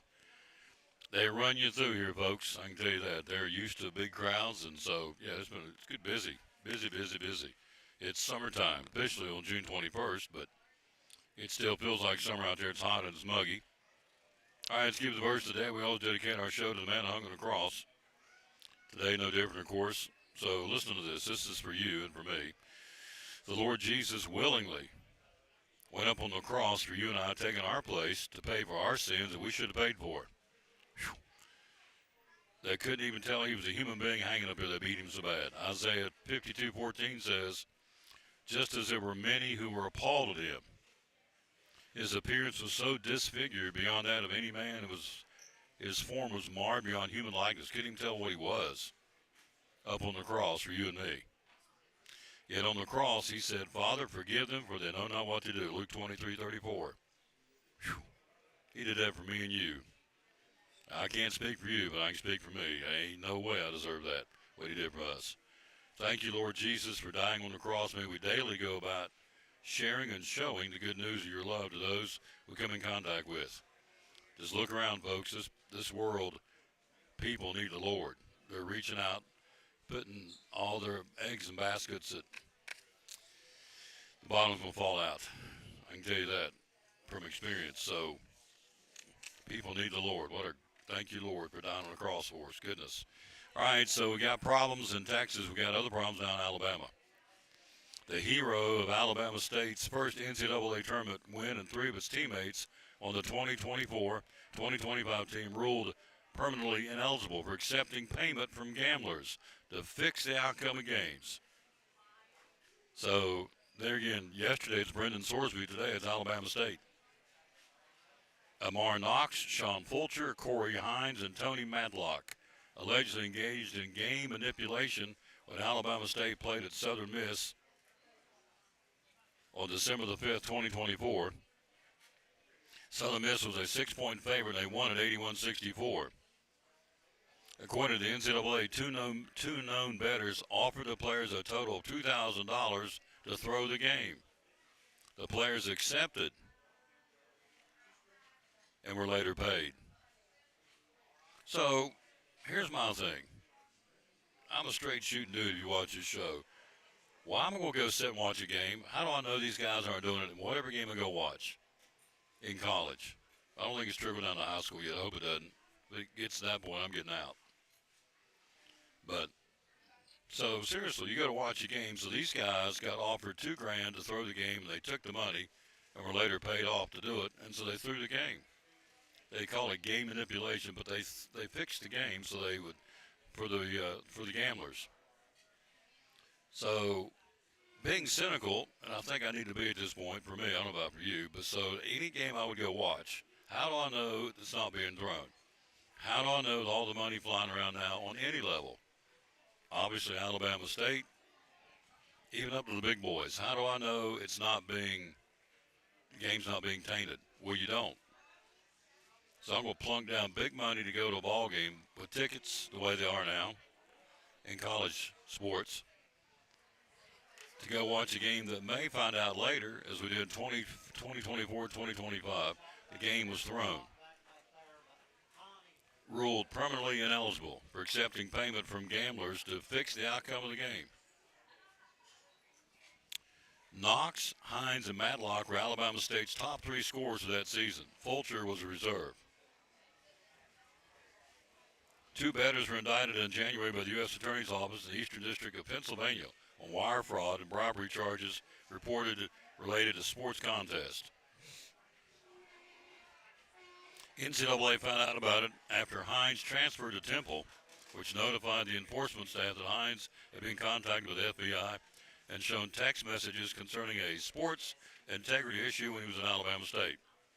None of the players played last season. So now you got another can of worms. You got 4 guys in Alabama State who got paid off. They threw the game and got paid off and accepted the money. So now what do? Ruled permanently ineligible, okay, but what if they go get attorneys and they want to get back in?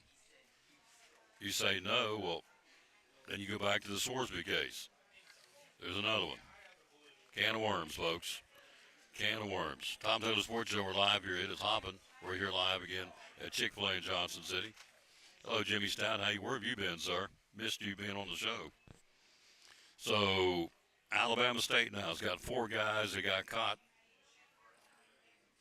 getting the game, what do they call it? Game manipulation. 3 leading scorers on the team back in 2024, 2025. So 4 guys, the other guy was a reserve. So they asked him to throw the game, and they did. Southern Miss was a 6-point favorite, and they won by 17. Each player $2,000 to throw the game. They took the money and were later paid. They accepted the challenge and did it. So yesterday, Brendan Sorsby. Today is Alabama State. Who will be tomorrow? And so you ask me, Tom, you want to go watch a college game? I got to sit and think real long and hard about that. Hate to be so cynical, but my hard-earned money go up and sit in the stands and watch a game that could be being thrown as we watch it. We don't know. Coach Jarrett nailed it. He's got guys on the NIL that they don't care about the team. They could care less. There's no loyalty. It's all about me, me, me. What are you going to pay me? What am I going to get? What's in it for me? And that's what you hear over and over and over. They don't care, and they don't. So to ask me to go sit down and go somewhere and pay big bucks to sit in the stands and watch a game, any sport of any team on the collegiate level, I'll have to think long and hard about it. And I'm a Marshall guy. I'm a Marshall grad. But do I get in the car and drive to Huntington and watch a game, knowing that somebody on either one of those teams could throw the game? I mean, they did in Alabama State. Marshall's not exempt, nor is anybody else. You want to think that they're all going to be above the board, but apparently it's coming out every day that it's something, it's a new twist every day. So there you go. All right, Major League Baseball. Who plays where today? You've got, what, 4 games, 5 games today? 4 games today, day games. Yankees at Cleveland. Red Sox at Tampa Bay. Giants hosting Washington. Reds with a 4 o'clock start. Singer on the mound for the Reds in San Diego. Under the lights tonight, Seattle, Baltimore, Minnesota, Detroit. The Pirates hosting Shohei Ohtani and the Dodgers in Pittsburgh. Last night, Skeen struck out 7, but the Dodgers went in 1. Beat him, 12-2? Beat him like a drum. Arizona, Miami, Philadelphia, and Toronto tonight. The Mets hosting the Cardinals. You have Atlanta in Chicago. Chris Sale on the mound against Martin. For the White Sox, Chris Sale 8-4 will go for the Braves tonight. Last night, Chicago's Braden Montgomery hit a 2-run shot of the 10th inning. Chicago rallies past the Braves 6-5 last night. Matt Olson homered twice and a losing call to the Bravos. So they'll play again tonight again, as we said, Chris Sale for Atlanta, and Martin will go for the White Sox. Texas, Evan Carter, the boys will be in Kansas City. They lost last night. Evan went 1 for 4. Scored a run, had a base hit, stole his 10th base of the season. So Carter and the boys in Kansas City tonight, battle the Royals. Cubs at Colorado tonight. Milwaukee in California battle athletics. And the Angels hosting Houston Astros. That is your Major League schedule for this Wednesday, June the 10th. So anyway, another Alabama State now. Got guys throwing the games. Pitiful. Pitiful, pitiful, pitiful. All right, TWSAA has come out with a new rule. Adding a shot clock to high school basketball is going to happen. You've got 4 years to put it in. Tuesday's Board of Control, the TWSAA approving a 4-year implementation for a 35-second clock. So you got 4 years to get it in, put it in. Games won't see a shot clock and not on a regular basis until the 2029-2030 season. See, that didn't sound right. 2029-2030 season. It'll begin with trial runs during the Hall of Champion games. And also on holiday tournaments between now and then. You're going to kind of work your way in slowly but surely. Schools can voluntarily use a shot clock during games effective for the 2026-2027 basketball season coming up. You can try it now, but won't be required until 2029. So, but they are going to, I mean, it's coming, it's here. Shot clock expected to work similar to the college level, in that failing to at least hit the rim within 35 seconds would result in a turnover and a rebound, a change of possession, and a fresh 35. So a 35-second shot clock will go into effect starting this year if you want to put it in, but you have to have it in by the 2029 season. So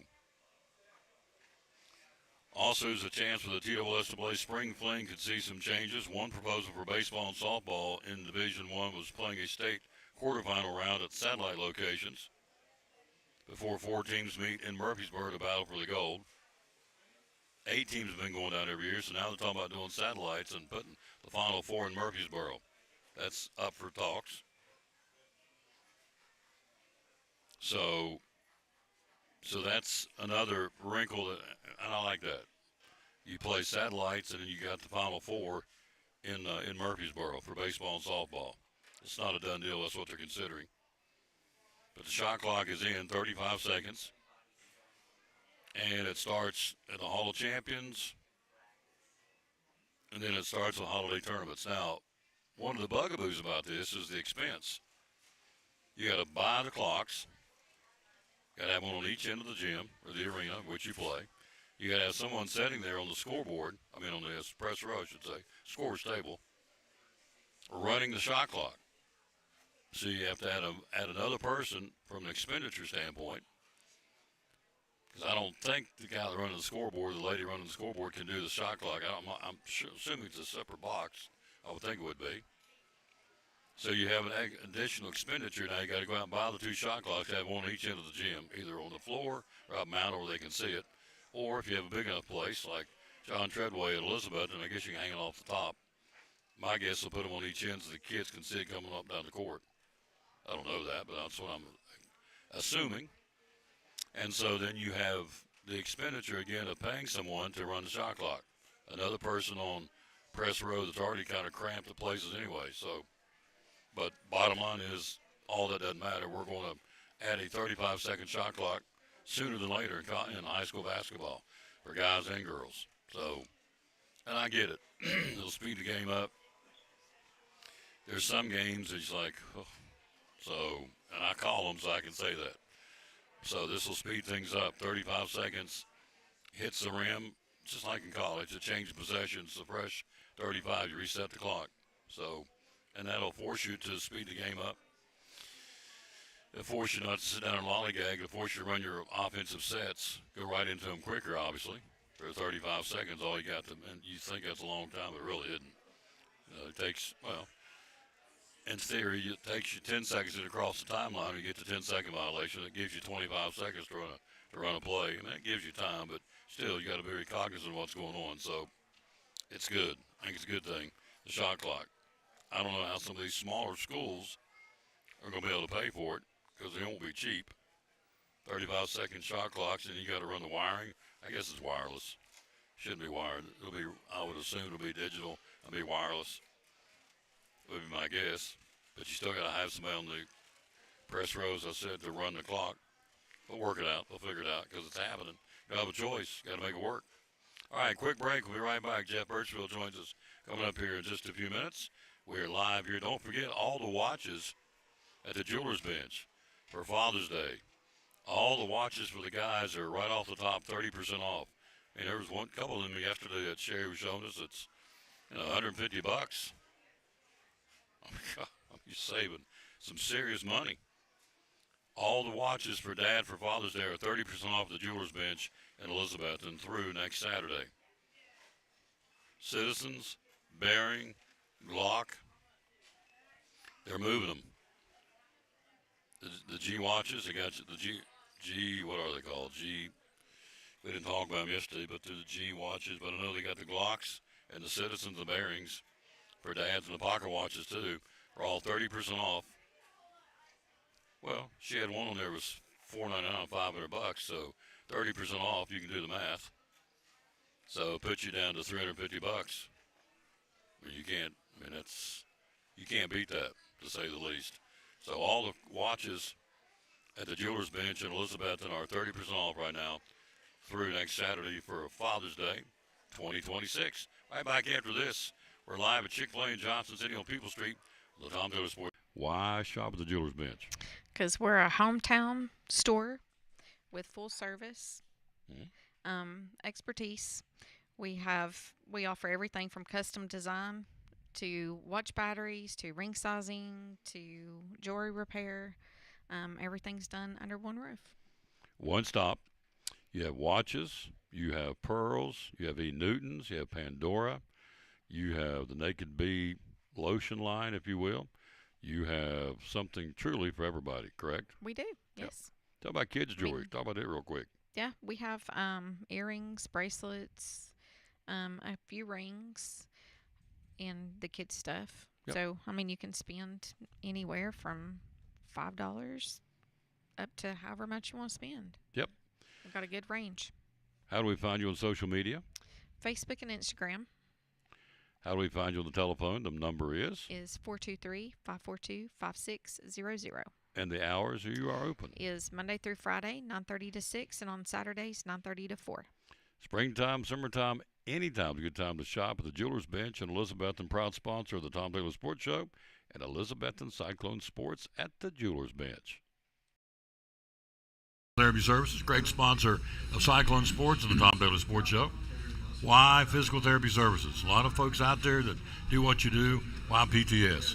Nobody does it the way that we do it. There are other people out there that say that they are, and I want to air quote, sports PTs. There's no one out there that is truly a sports physical therapy clinic. We've been in business since 1980, and we continue to be in business after people have been bought and sold, folded. The reason why we continue to stay in business is twofold. Number one, we're a little crazy, which is fun. But number two, and the most important thing, is we always take care of the patient first. You take care of the patient first. This is what my dad always taught me. You take care of the patient first, everything else will fall into place. Locations? Where do you have locations? 1975 West Elk Avenue. That's where my clinic is, where I work primarily. And then we have a pediatric location as well at the Medical Care Building at 1500 West Elk Avenue. Physical Therapy Services. Last question, real quick. What's the phone number? 423-543-0073. Physical Therapy Services, proud sponsor of Cyclone Sports and the Tom Taylor Sports Show.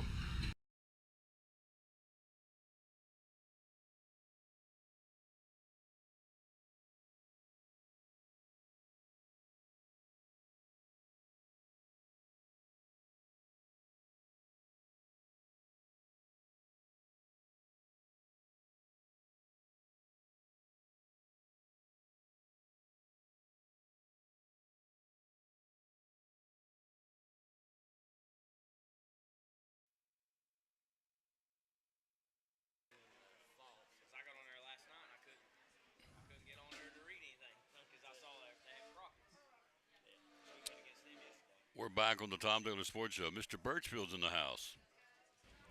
I talked to your mama last night. Well, sounds good. Oh, I tell you what, we had a good talk. Love your mama. She said it was hilarious. I called her, went to voicemail. Or no, didn't go to voice. Shouldn't have voicemail. Anyway, I'm back out planting flowers and the phone rings. And she said, "Who is this?" I said, "Well, who do you want to talk to?" "Well, I don't know. Somebody called this number. I want to know who it is." I said, I realized, I thought, "This is Jeff's mama," because you just gave me her number. I said, "Yeah. Well, it's Tom Birchfield. This is Tom Taylor." She said, "Tom, honey, what are you doing?"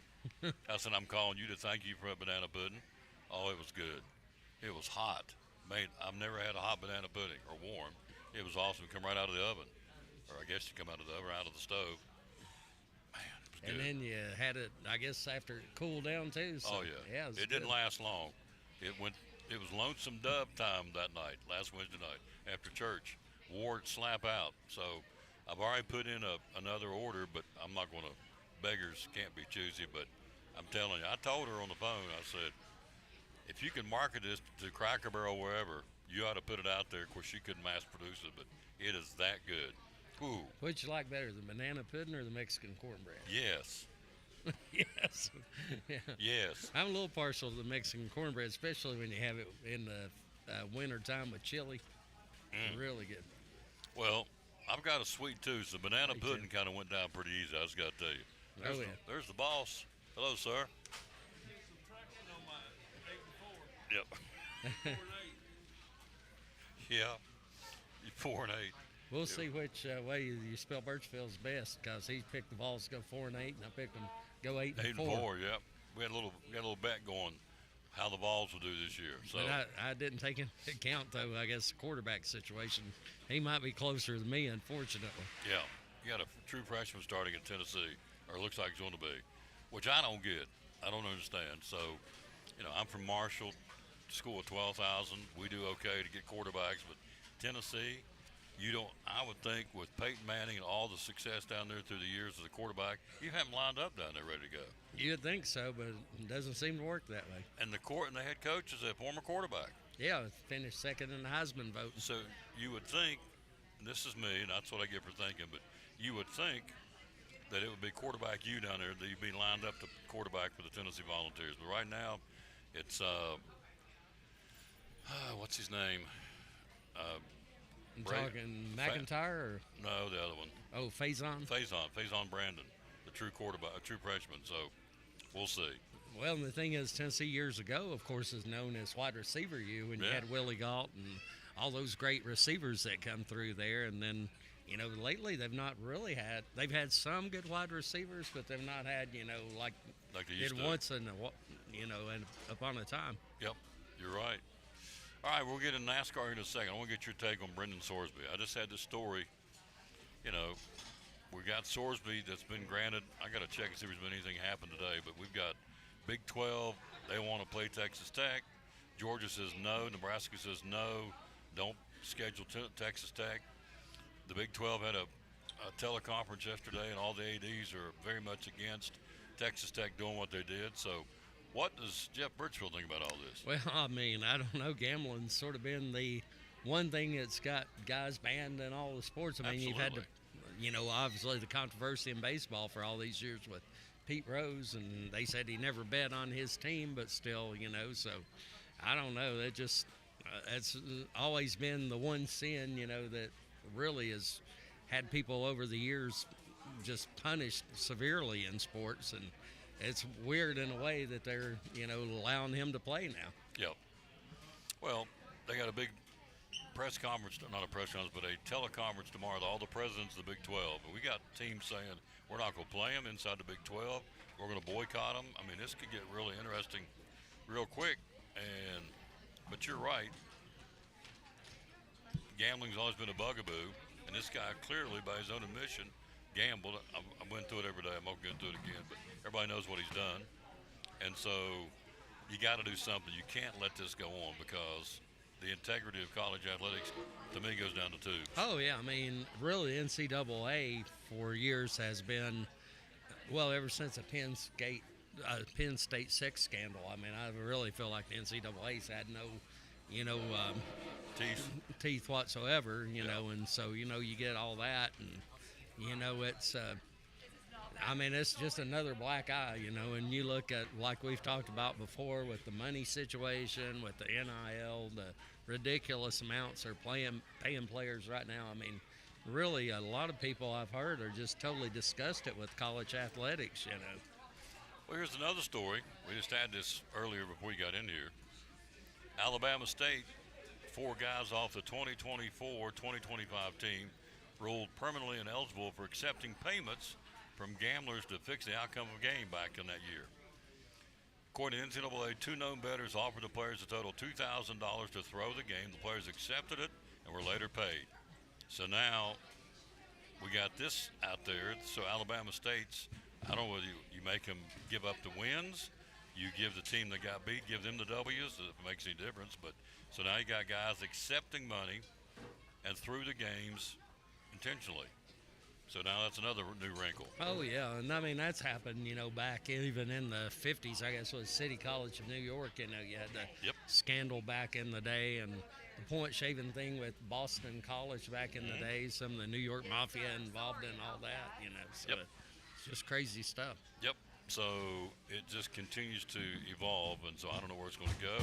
I don't know how they take care of it, but it's nuts, and it gets crazy. I mean, every day I come in and do the show, seems like there's a new wrinkle. Now it's Alabama State. So. Well, and the problem, it's like a hypocritical thing, because all these gambling sites now and all, the NCAA, it's fine. I guess all these gambling sites, taking their money, but then somebody gets caught gambling. So, it's just a bad precedence all the way around. Absolutely. You're here to talk NASCAR. We're also going to talk about the shot clock coming in. We're going to talk about that with the NCAA. We're going to get a shot clock fit into place in high school basketball. Let's talk about that, and we'll get into NASCAR. 35-second clock. It's got to be in by 2029. You can start putting it in little by little now. So what's your take on the shot clock in high school basketball? Well, I think it is good they're not rushing it in for some of the smaller schools. They have a tough enough time. Some of them getting scorekeepers, as you know, at That's what I just some of got those through saying. games they cover. So now you got to get another person run that clock. Yep. I think one thing good is that the clock goes back to 35 seconds each time, so you don't have the thing like it sometimes go back to 20 seconds in college, so it gets like, too confusing for people and all that. So it's, I hope it works out. Of course, where I went to high school at, so they used to play that old TP, so, I don't guess be doing that anymore. I won't see those 15 to 11 games. No more TPs, 35-second shot clock. Well, and as I said before you got here, the expense of putting, you got to have 2 on either end of the gym. You can put one up on top, but like at Elizabeth, but I'm guessing for vision for the players, they'll have 2 35s on each end. That's going to cost. And then, as you said, you got to have somebody over on the press row, scores table to run the clock, so it's another expense.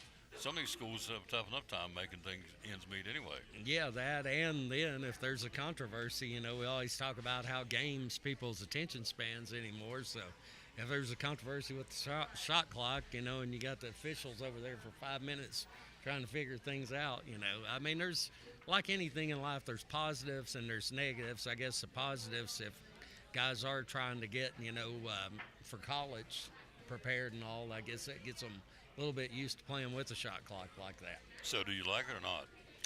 Personally, I don't, but I mean, it seems like the vast majority do like it. So, And at the end of the day, I say this on a lot of stuff like that, that in my opinion, it really doesn't matter because it's going to, happen one way or another anyway. That's it. I know sometimes guys in the Tri-City sports media has been criticized for not offering our opinions as much, but it's like, at the end of the day, I'll write about, what is ultimately decided on, and Jeff Birchfield's opinion in Johnson City doesn't carry a ton of weight in Nashville, I can tell you that. No, Tom Taylor's opinion doesn't matter a hill of beans either. But I sit there and talk about it every day for 2 hours on the show. It's okay. By the way, I saw Doug Fritz. Told me to tell you hello. So, yeah. What a great guy. Yeah, and he was really involved, obviously, with a lot of, those decisions and stuff. As far as Doug was around with the high school sports so long and had really great relationships with the guys down there in TSSAA. Yeah, he's a great guy. So I saw him, he and Mrs. Fritz out having dinner the other night. And said, be sure and say hello to Birchfield. Yeah, definitely. So there you go. He likes you. We all like you. Your mama loves you. Now, she went on and on about her boy. I'm thinking, I got to go, but she said, let me tell you one more thing about that Jeff Birchfield. She loves her boy. Well, good. And I love my daughter, too. She just got married, and it's in Japan now on her honeymoon. In Japan? That's it. Wow. Just texted me a while ago. You can't hide money. I mean, really, going to Japan, where would you go, Tom? Oh, I don't know, probably Bulls Gap or somewhere, but no, they went to Japan. That's pretty cool. I never heard That of is pretty cool. Yeah, and you heard from her? Yeah, I did hear from her. They landed safely, so that's good. So what's the time I'm not difference? paying for the honeymoon, by the way. You're saying hiding money, so there's nothing to hide here for sure. What's the time difference over there? I'm not exactly for sure, so I've texted her back, so hopefully I didn't wake her up in the middle of the night. There you go. Well, anyway, congratulations. His daughter is now hitched up, married. So there you go. You got your son-in-law now. Yeah. Denny Hamlin wins the race in Michigan International Speedway. Hamlin dedicated the post-race to his former teammate Kyle Busch, which I thought was pretty cool. Hamlin, Eric Jones, Bubba Wallace, Kyle Larson, Carson Hocevar, top 5. We'll get him. Hocevar made a boo-boo and he conceded it. Daniel Suarez, Joey Logano, Ryan Blaney, Chris Buescher, and Chase Briscoe were your top 10. Chase Elliott got into them, and he messed up and came back and he apologized too. So here's what I'm saying. Maybe I'm wrong. Since Busch passed away, I see maybe a softer, maybe a more, I don't know if gentler is the right word, but it's like, okay, normally those guys wouldn't be so quick to apologize. Chase Elliott came right out and said, look, I screwed up. He finished 32nd. He said, I caused that wreck. I'm sorry. He dumped, who'd he dump? Christopher Bell. Yeah, with that hard crash, Christopher Bell. And unfortunately, Christopher Bell has a fractured wrist, but he is racing at Pocono this weekend. With a fractured wrist? Yeah.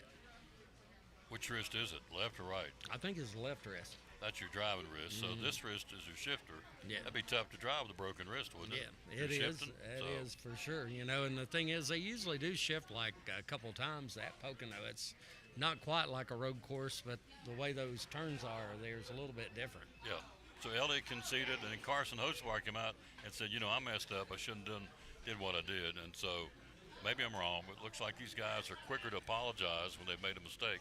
Normally in the past, a lot of these guys would be very defiant.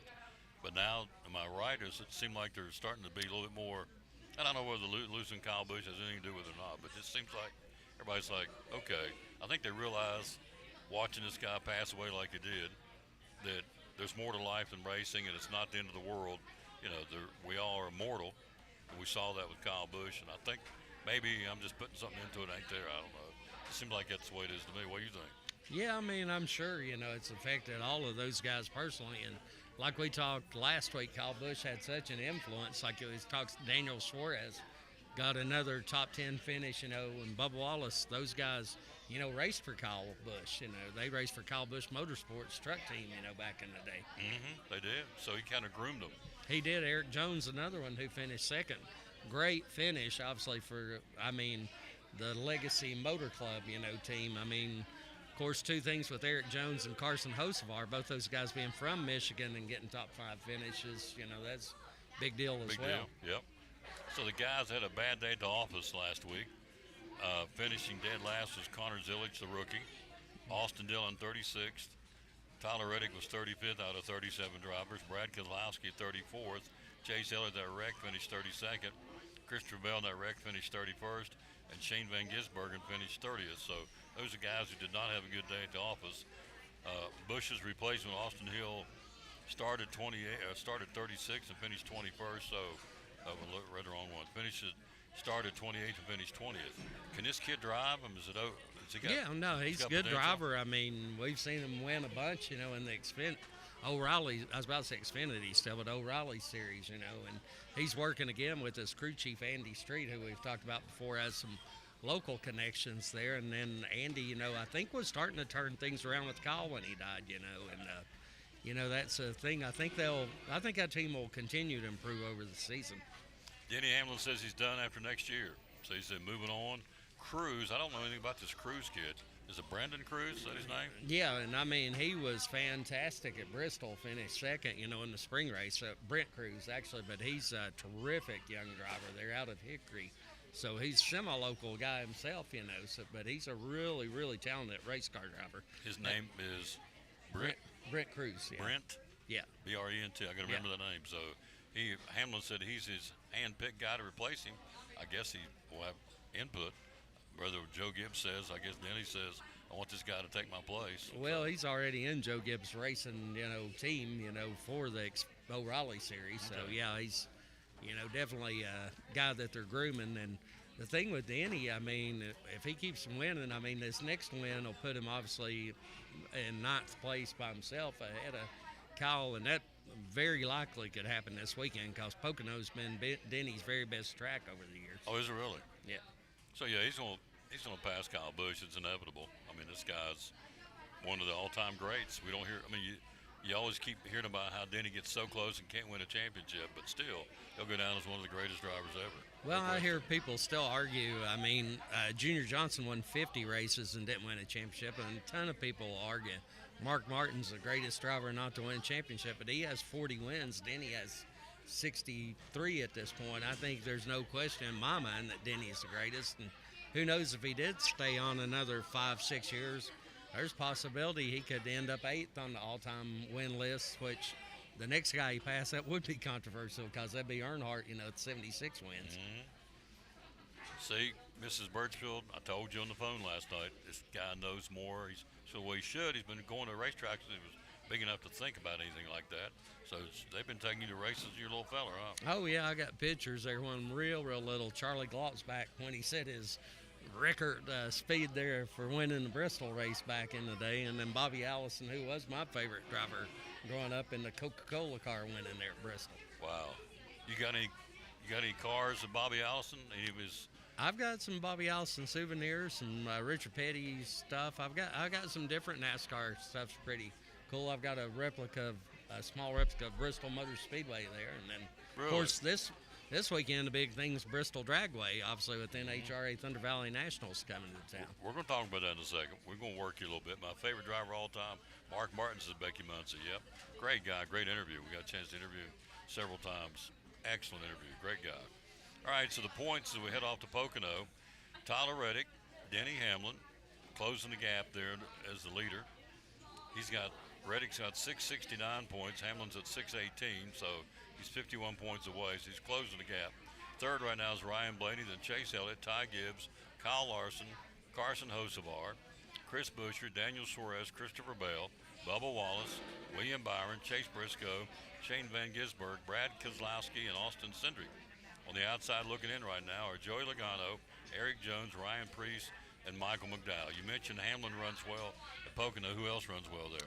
Well, look for Tyler Reddick to be good again. I mean, I know people are sort of tired of the Toyotas, but I think he's got an excellent shot of winning. A very good track also, though, for Ryan Blaney. He picked up his first win there when he was with the Wood Brothers.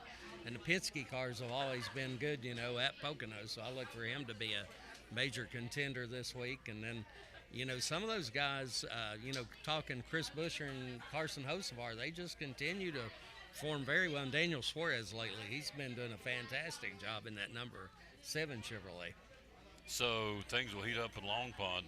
Now that's the one that's the tri-oval, right? Yeah, the Tricky Triangle. Tricky Triangle. So what typically you run into trouble up there? Shifting gears or the brakes? What gets you in trouble? Well, both of those can. The transmissions, like you said, with all the shifting the gears, and then when that's been a place where the brakes have failed on some guys. I remember a couple of the hardest hits that Earnhardt and Jeff Gordon had over their careers. You know, Jeff Gordon had one where his brakes failed at the end of the straightaways and just brutal hit there. Also, Earnhardt back in the day when he was still driving the Ford for Bud Moore has the famous one where he's crawling out of the car and hobbling and all that, you know. So, I mean, Pocono can be a little bit of a dangerous track. Darrell Waltrip had a pretty bad wreck there. Davey Allison over the years had one. You know, it's a track where there's a lot of fast speeds, especially there at the end of the straightaway heading into turn one. No notes, folks. It's up here in his noggin, all this. I don't say I remembers. I told your mom, I said, I don't understand. I don't get it. I don't say he remembers stuff like he does, but he does. So, have you ever met Bobby? I guess you met Bobby Allison, haven't you? Oh, yeah. I interviewed him quite a few times. You know, one of the coolest things I ever got to do was his grandson, Robbie Allison, who was Davey's son, tried a career for a little bit, and he raced over at Kingsport Speedway, and Bobby and his wife Judy were there that day. Then Robbie won the race, so that was, you know, really cool to get a, you know, experience all that for sure. Is Bobby still with us? No, he died, Passed away? last year. Okay. And just a few weeks before he died, you know, NASCAR finally gave him recognition for a race that was a combination Grand American, Grand National race, and Bowman Gray Stadium in Winston-Salem, and that put him at 85 wins, which moved him ahead of Darrell Waltrip by one on the all-time win list, 4th all-time. Cool. Tell me about losing Ned Jarrett. Yeah, Ned, he's actually one of the first people I ever interviewed when I got into sports writing and all.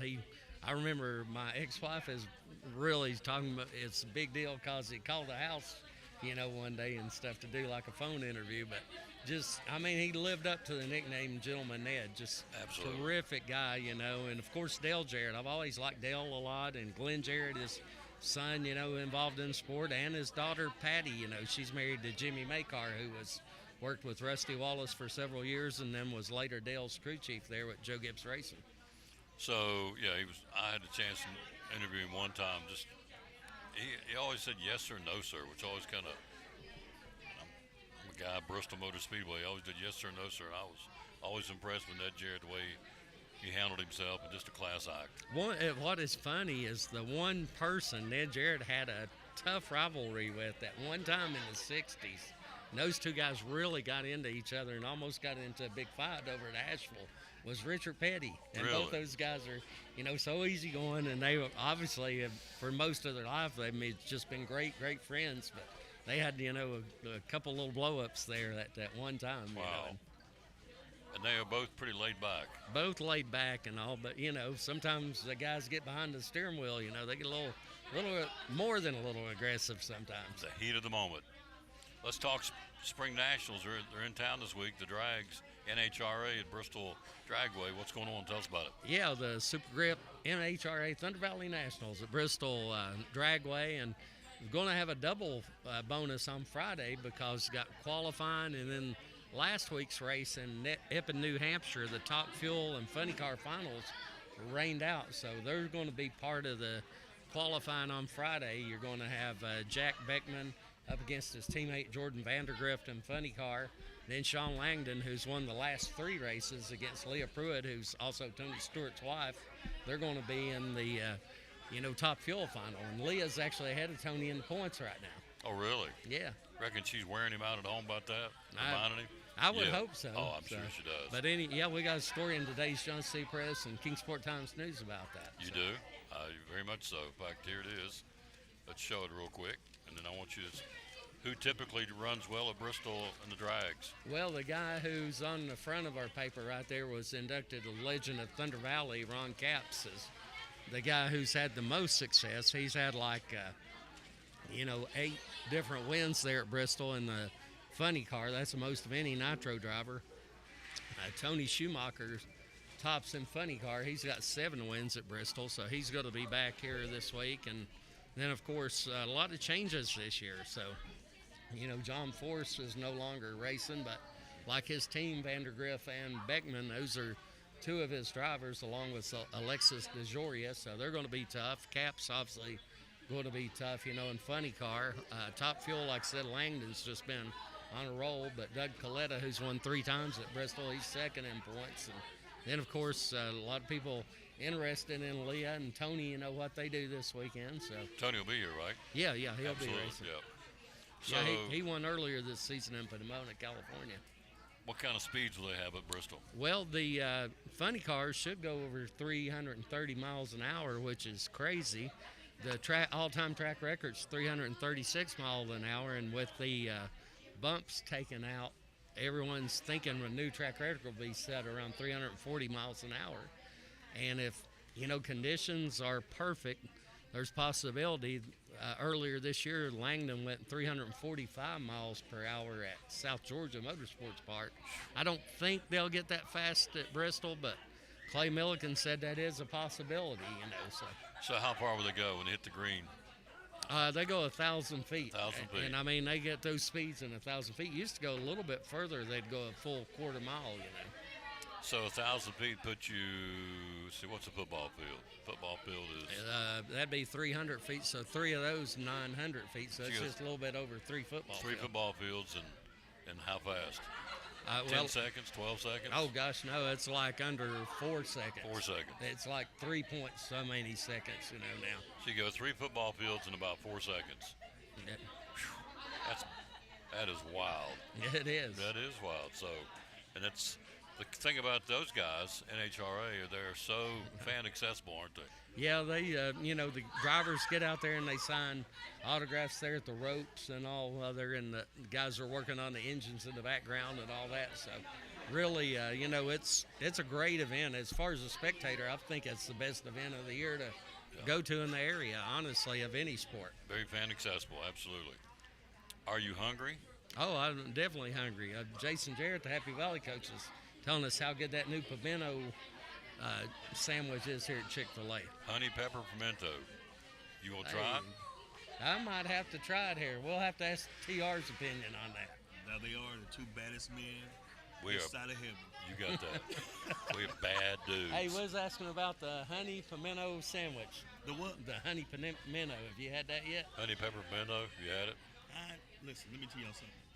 Tell me. Growing up, I used to have pimento cheese all the time. Oh, yeah. Me too. I'm not eating that mess No. unless I have to. So No. It was every day for Y'all can lunch. have it. Every day for lunch.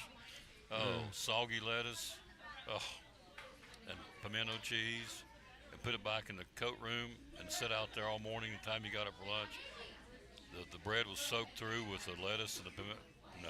I actually like something a little weird with pimento. Where I worked in South Carolina a little while when I was with General Shell, and they bought Carolina Brick and Block. They put pimento cheese on their hamburgers down there, and I actually like it on a hamburger. I can see that. I'd try that, I think. But when you had something when we got peanut butter and jelly, we thought we died and went to heaven because it was a switch up. Because every day it was pimento cheese. I got to the point I started bartering. Guy across the table from me, I said, hey, I'll take a peanut butter and jelly sandwich. I'll bump you a Reese cup for my pimento cheese. And so I started wheeling and dealing. So my mother would kill me if she knew that, but she's in heaven.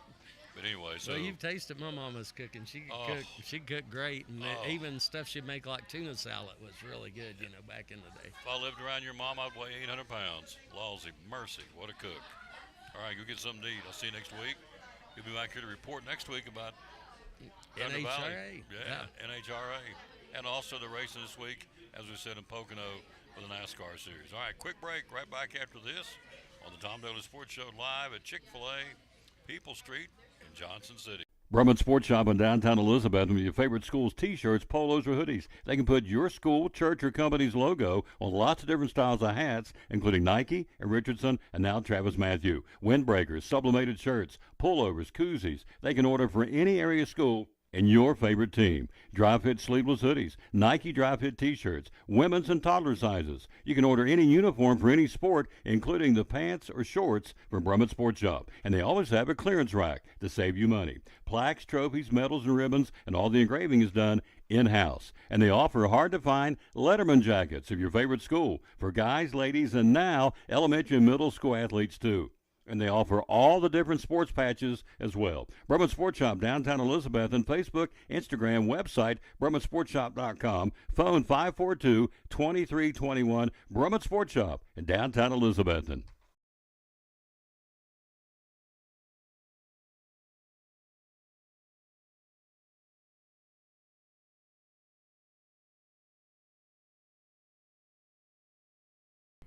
We're talking to our buddy Dr. Eric Carter from Lingerfeld Drug Center, one of our proud sponsors of the show, and Cyclone Sports.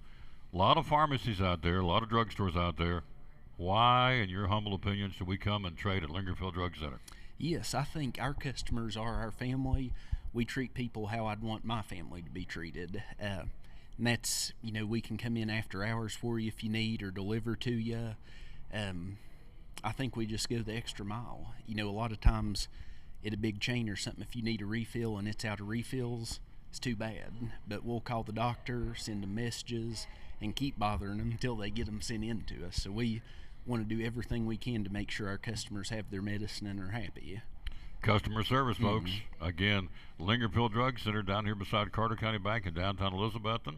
Proud sponsor of Cyclone Sports and the Tom Taylor Sports Show.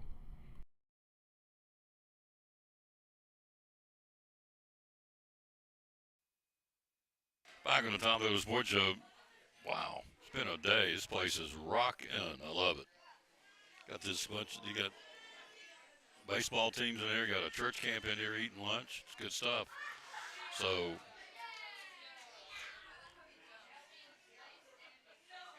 Marshall University. Are you from there? I am, yes. That's where I went to school. Yeah. Are you from Huntington? I am from Huntington. Are you? I'm from Nitro. From where? Cross Lanes, Nitro. Okay, gotcha. Lived on.